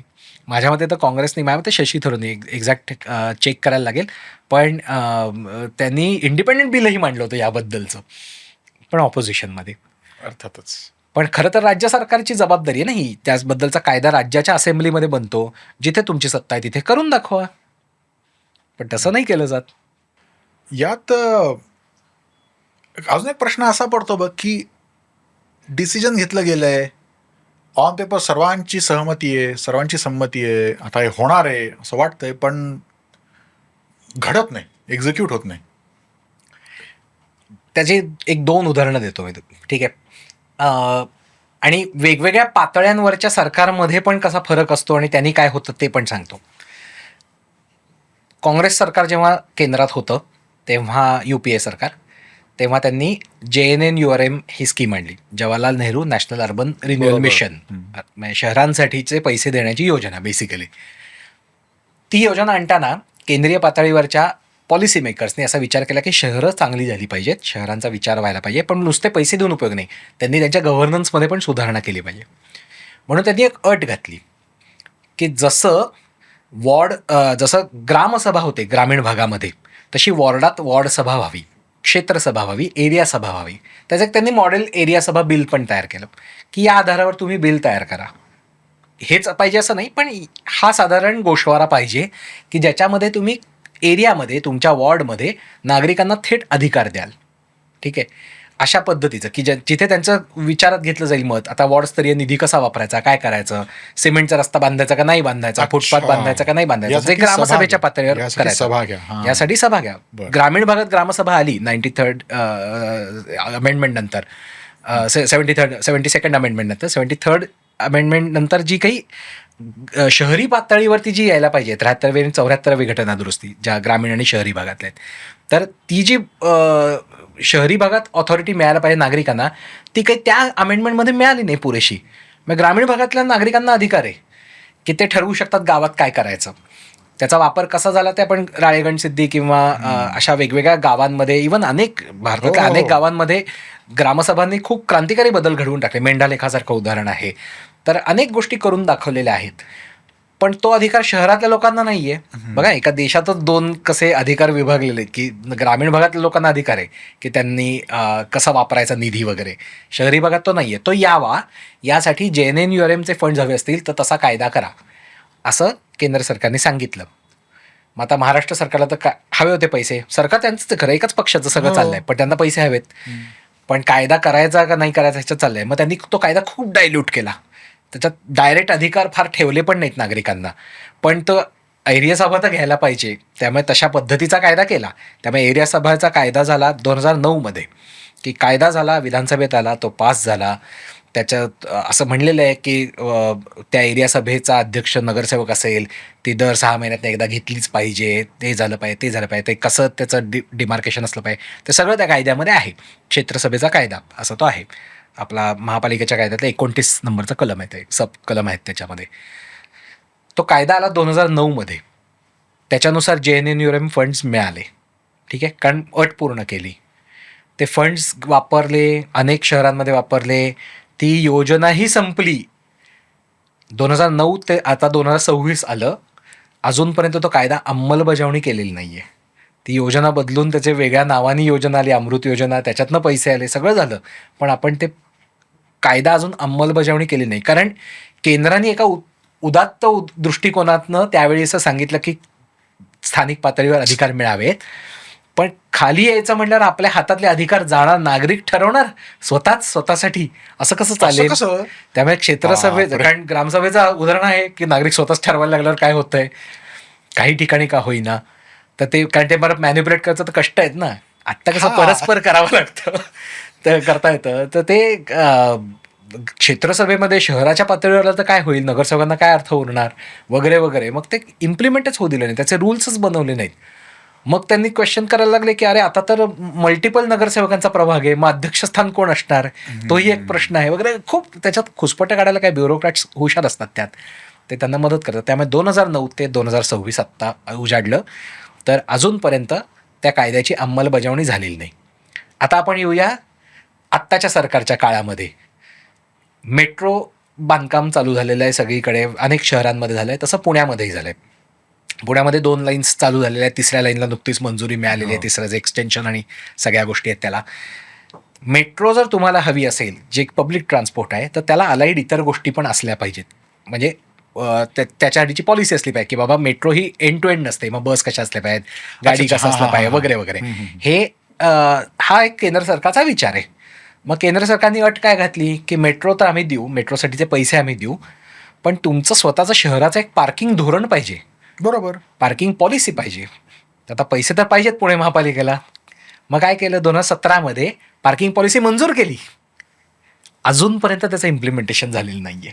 मेट्रोचा 3रा टप्पा आता चालू होईल कामाचा, आणि अजून इम्प्लिमेंटेशन झालं नाही. कारण खालच्या पातळीवरती जेव्हा निर्णय घ्यायची वेळ येते, जेव्हा प्रत्यक्ष हातातले अधिकार द्यायची वेळ येते, तेव्हा खालचे नेते पुरेसे काम नाही करत किंवा पुरेशा त्या काय म्हणतात त्याला क्लीन हेतूंनी काम करतात असं दिसत नाही. कारण पार्किंग पॉलिसी आली की मग त्याच्यामध्ये बऱ्याच गोष्टी आल्या, मग लोकांची नाराजी पण आली, कारण त्याच्यात पे अँड पार्क येणार, हो. रस्त्यावर खुले गाडी नाही लावता येणार, मग त्याचा फटका आपल्याला महापालिकेच्या निवडणुकीत पडेल का नाही, या सगळ्या गोष्टींचा विचार होतो. आणि मग ते इम्प्लिमेंटच नको करायला, कशाला कटकट. अतिक्रमणाचा प्रश्न हा सगळीकडे आहे आणि सगळ्या शहरांमध्ये, की सगळीकडे स्ट्रीट वेंडर्स आहेत आणि हे आहे ते आहे. मग ते आपण असू नये याच्यासाठी काय बरं करता येईल, पण त्यांच्या पोटावरही पाय येऊ नये, तेही इकॉनॉमीला मदत करत असतात. त्यामुळे स्ट्रीट वेंडर्स पण महत्त्वाचा पार्ट आहेत इकॉनॉमीमधले. या सगळ्याचा विचार करून एक स्ट्रीट वेंडर्स पॉलिसी आली. आणि मग त्यांनी असं सांगितलं की स्ट्रीट वेंडिंग कमिटी असावी, स्ट्रीट वेंडर्सची कमिटी असावी महापालिका पातळीवरती. महापालिकेचे नवीन नगरसेवक निवडून आले, पण बराच काळ ती कमिटीच नेमलेली नव्हती. मग काही लोकांनी आरडाओरडा केल्यावर, जरा प्रेशर तयार केल्यानंतर मग ती कमिटीची निवडणूक घ्यायची असते. त्याच्यात वेगवेगळे सामाजिक संस्थांचे प्रतिनिधी, प्रत्यक्ष फेरीवाल्यांचे प्रतिनिधी असे ते त्याच्यावरती नेमले जातात. ती कमिटी बनली, त्याच्यानंतर पुण्यात त्याची मिटिंगच कधी झाली नाही. म्हणजे त्याच्याबद्दलचे जे काही निर्णय असतील, त्याच्याबद्दलचे जे काही धोरणं ठरणं असेल, बदल व्हायला हवे असतील, ते सुधारणा काहीच व्हायला हवी घडलं नाही. असतील, मीटिंग आणि आता अधिकाऱ्यांना सांगितलं की ते म्हणतात ते काय, ती समितीकडे बरेच निर्णय, त्यांच्याकडे अधिकार आहेत ना, ते पेंडिंग आहेत ते. कारण तो विषय थोडासा धोकादायक वाटतो ना नगरसेवकांना, की आपण कसं करणार. बरं, अनेकांचे त्यात हात ओले होत असतात की त्या स्ट्रीट वेंडर्समुळे, बेकायदेशीर स्ट्रीट वेंडर्समुळे त्याचे नियम कंपल्सरी अंमलबजावणी करायची वेळ आली तर त्यांना किती जागा अलॉकेट केलेली आहे, त्यांनी तिथे काय व्यवसाय करायचा, तिथे कोणत्या गोष्टींचा व्यवसाय करायला त्यांना परवानगी आहे, हे जर काटेकोरपणे पाळायला लागलं तर 80% धंदे बंद होतील. पण ते करण्याची धमक नाही आहे, कारण खालच्या पातळीवरती परत गोष्टी बदलतात. म्हणून मी मगाशी म्हटलं, तो मुद्दा परत येतो की खालून वरती गेलं तरच उपयोग आहे. आता हा टॉप डाऊनमध्ये काय घडलं ते त्याचं उदाहरण झालं हे, की वरनं तुम्ही किती का चांगली पॉलिसी देईनात, किती का सांगा की एरिया सभा घ्या, पार्किंग पॉलिसी तयार करा, अमुक गोष्ट करा, तमुक गोष्ट करा, स्ट्रीट वेंडर्सचा विचार करा, फिस्कल पॉलिसी अशी तुमची असली पाहिजे, तुम्ही अशा पद्धतीने बजेट तयार केलं पाहिजे. खाली काय होतं, खाली बदललंच जातं. म्हणून खालचा नगरसेवक महत्त्वाचा आहे की अरे बाबा नीट विचार कर, त्यांनी काहीतरी विचार करून तुला सांगितलंय, हे तुला नाही बदलून चालणार, असा खालनं दबाव पाहिजे. म्हणून तो बॉटम अप अप्रोच पाहिजे. अवघड आहे. यात म्हणजे आता शेवटचा प्रश्न विचारतो की मला जर एक सॉफ्टवेअर इंजिनियर आहे, एक डॉक्टर आहे, एक शाळेतला शिक्षक आहे, कोणी एक विद्यार्थी आहे, व्हॉट कॅन दे डू? एका शब्दात सांगायचं झालं तर अलॉट असं त्याचं उत्तर आहे. खूप काही करता येऊ शकतं, खूप काही, आणि खूप कमी कष्टात करता येऊ शकतं. सुदैवाने आपण 2025-26 21व्या शतकातल्याही 25 वर्ष संपलेली आहेत अशा काळामध्ये जगतो आहोत, जेव्हा टेक्नॉलॉजी आपल्या हाताशी आहे. सुदैवाने महाराष्ट्रासारख्या राज्यामध्ये आपण आहोत. अशा ठिकाणी टेक्नॉलॉजीचा ॲक्सेस पण तेवढा जास्त आहे आणि सरकारही त्याला जास्त फॉर आहे आणि पूर्वीपासून. त्यामुळे हे आपल्याला जर वापरायचं असेल तर त्याचे मार्ग आज उपलब्ध आहेत. म्हणजे आपण ऑनलाईन RTI करू शकतो, त्याच्यासाठी आपल्याला कुठेही जाण्याची गरज नाही, जाऊन डॉक्युमेंट देण्याची गरज नाही. ऑनलाईन बसल्या जागी आपण माहितीचा अधिकार वापरू शकतो, त्यातनं माहिती घेऊ शकतो. बहुतांश शहरांमध्ये ऑनलाईन तक्रारही करता येते, की त्या महापालिकेचं ॲप असतं किंवा वेबसाईटवरती पोर्टल असतं, त्याच्यावरती जाऊन तुम्ही तक्रार करू शकता. पुण्यामध्ये तर नक्कीच आहे, हे मला माहिती आहे. पुण्यामध्ये वाहतुकीच्या पण तक्रारी करण्याचं एक ॲप आहे, की वाहतूक पोलिसांना ती तक्रार जाते. म्हणजे लिटरली आपल्याला असं कधी कधी होतं ना, की अरे इथे नो पार्किंग आहे, या माणसाने गाडी कशी लावली, तर त्याचा फोटो काढून त्या ॲपवर अपलोड करता येतो, त्याला चलन जातं. म्हणजे तुम्हाला जाता येता हे करता येतं.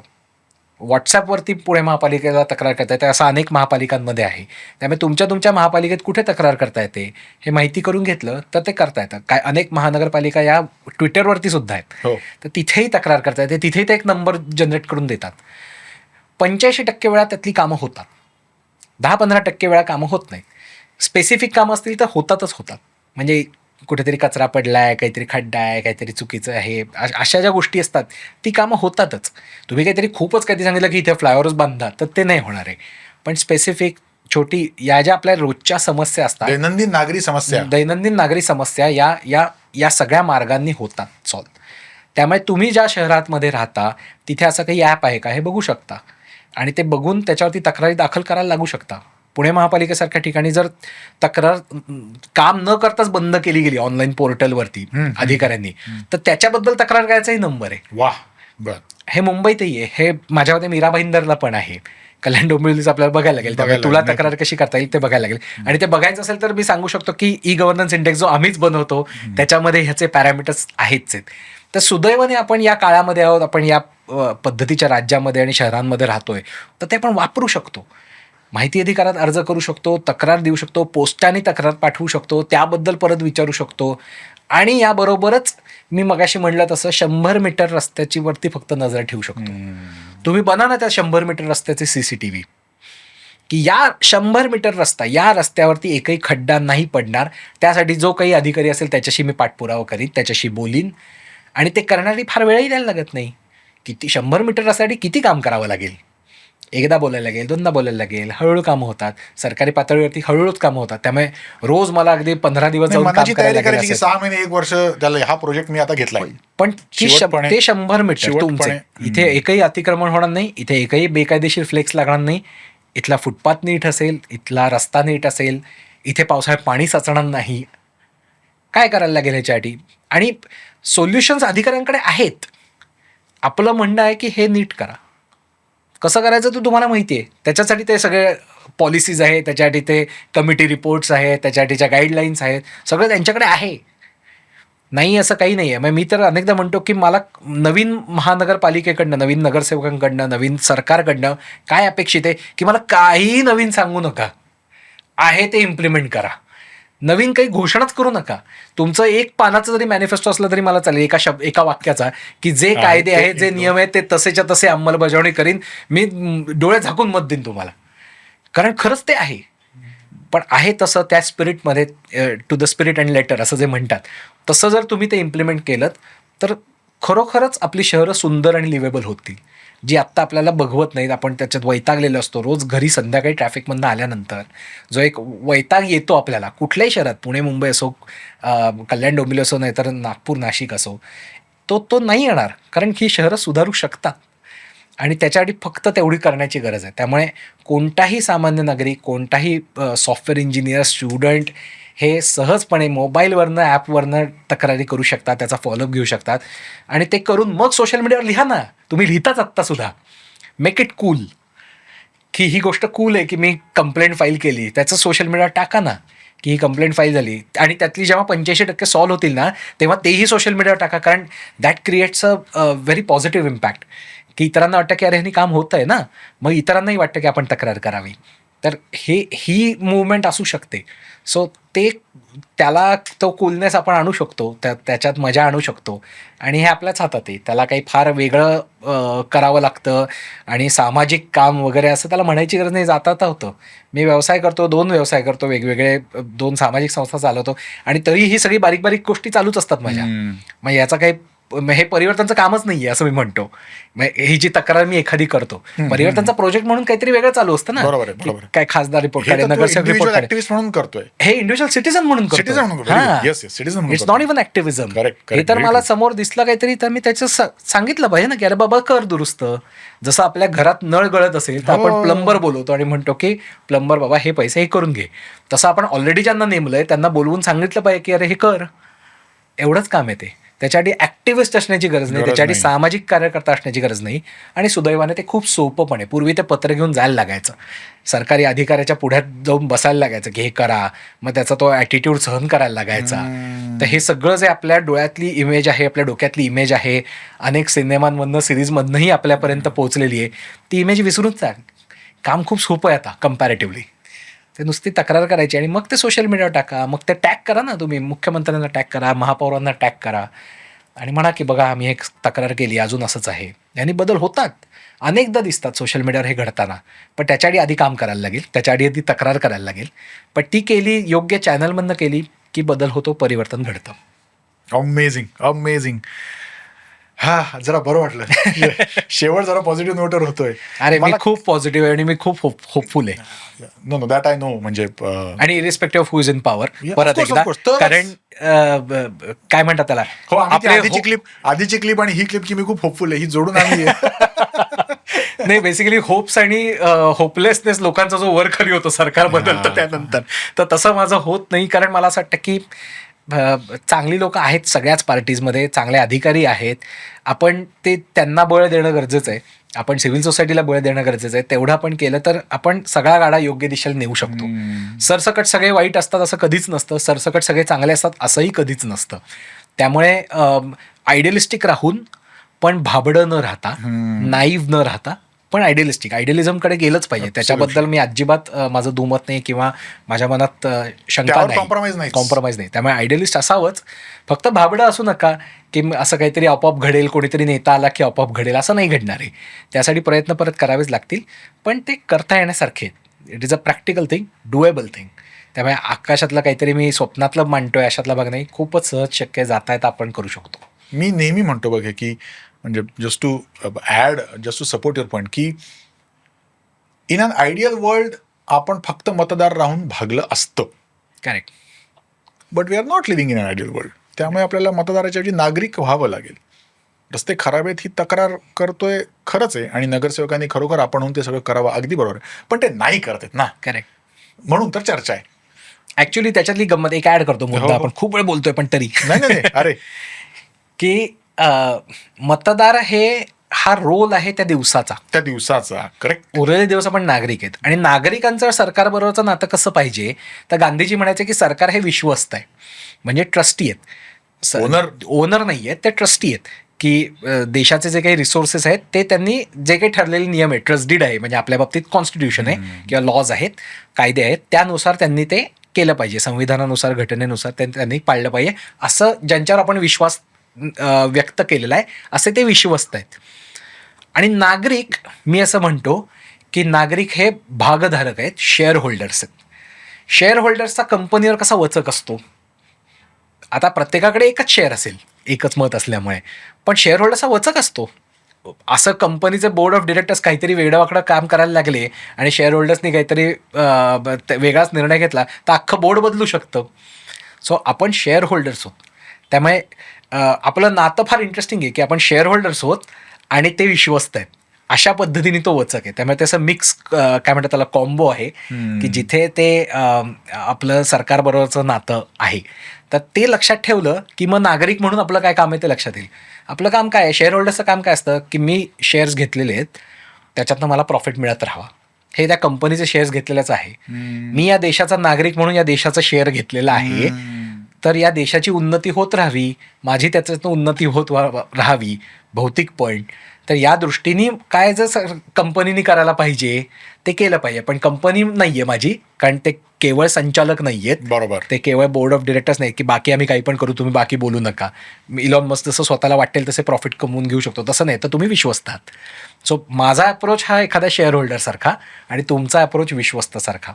असं बरोबर ते कॉम्बिनेशन बसलं की मग आपण पुढे जाऊ शकतो. त्यामुळे मतदार आपण एक दिवसच असणार आहोत 5 वर्षातनं एका सरकारसाठी, आणि उरलेले दिवस आपण शेअर होल्डर आहोत, नागरिक आहोत. बरोबर बरोबर. तू जे मगाशी म्हणालास ना की we should make it cool, तर हा न्यूआन्स आहे, हा थोडा आपण सर्वांनी रिअलाईज करायला पाहिजे की आत्ता हे कूल झालंय, पण कशाबद्दल? फक्त आउटरेजबद्दल.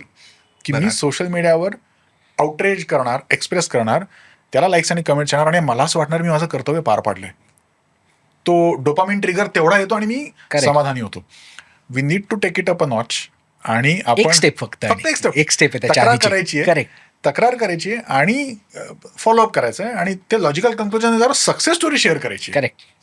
आणि तो आउटरेज येईल ना, तुम्ही तक्रार केल्यानंतर जेव्हा शेअर कराल तेव्हा तो आउटरेजचा तुम्हाला डोपामाइन मिळणार आहे. येणारच आहे. येस. आणि तो सक्सेस स्टोरी झाल्यानंतर तर डबल डोपामाइन मिळणार आहे. की yes. अरे क्या बात आहे, हां, closure मिळाला ना यार. क्लोजर Closure मिळाला. मिळाला. एक्झॅक्टली. तर आय थिंक आपण सगळेच जो कुठला इश्यू तुमच्या हृदयाच्या जवळचा आहे, तर मग रस्ते, वीज, पाणी असेल, काही वेगळं असेल, व्हॉट एव्हर इट इज, आणि वॉटर बाउंड्रीची चिंता न करता, वॉटरची चिंता न करता इश्यू स्पेसिफिक आपण राहूया. कोण सत्तेत आहे, तो आवडताय ना आवडताय वगैरे, that's fine, that is secondary.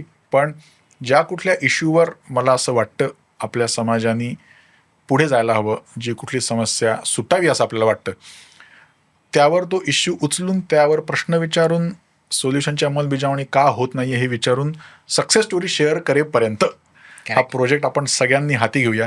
Tanmay, thank you so much. Thank you so much. म्हणजे मला त्या 26/11 पासून जर आपण कनेक्ट झालो आहोत, म्हणजे तेवढं दुःख जे सुरू झालंय ते. करेक्ट. आणि as you very rightly sed की तो जागरूक नागरिकाचा म्हण किंवा ॲक्टिव्हिस्टचा म्हण, तो पिंड जर जपायचा असेल तर होपफुल असल्याशिवाय कसं शक्य आहे ते? करेक्ट. आपल्याला तो विश्वास असायला हवा की I am going to make it better or it is going to get better. म्हणजे Correct. Whoever does it. त्या आशावादासहच आजची चर्चा थांबूया. Tanmay, once again thank you so much for coming. Thank you for having me. Yes. भेटूया पुढच्या पॉडकास्टमध्ये. नमस्कार. वंदे मातरम. जय श्रीराम.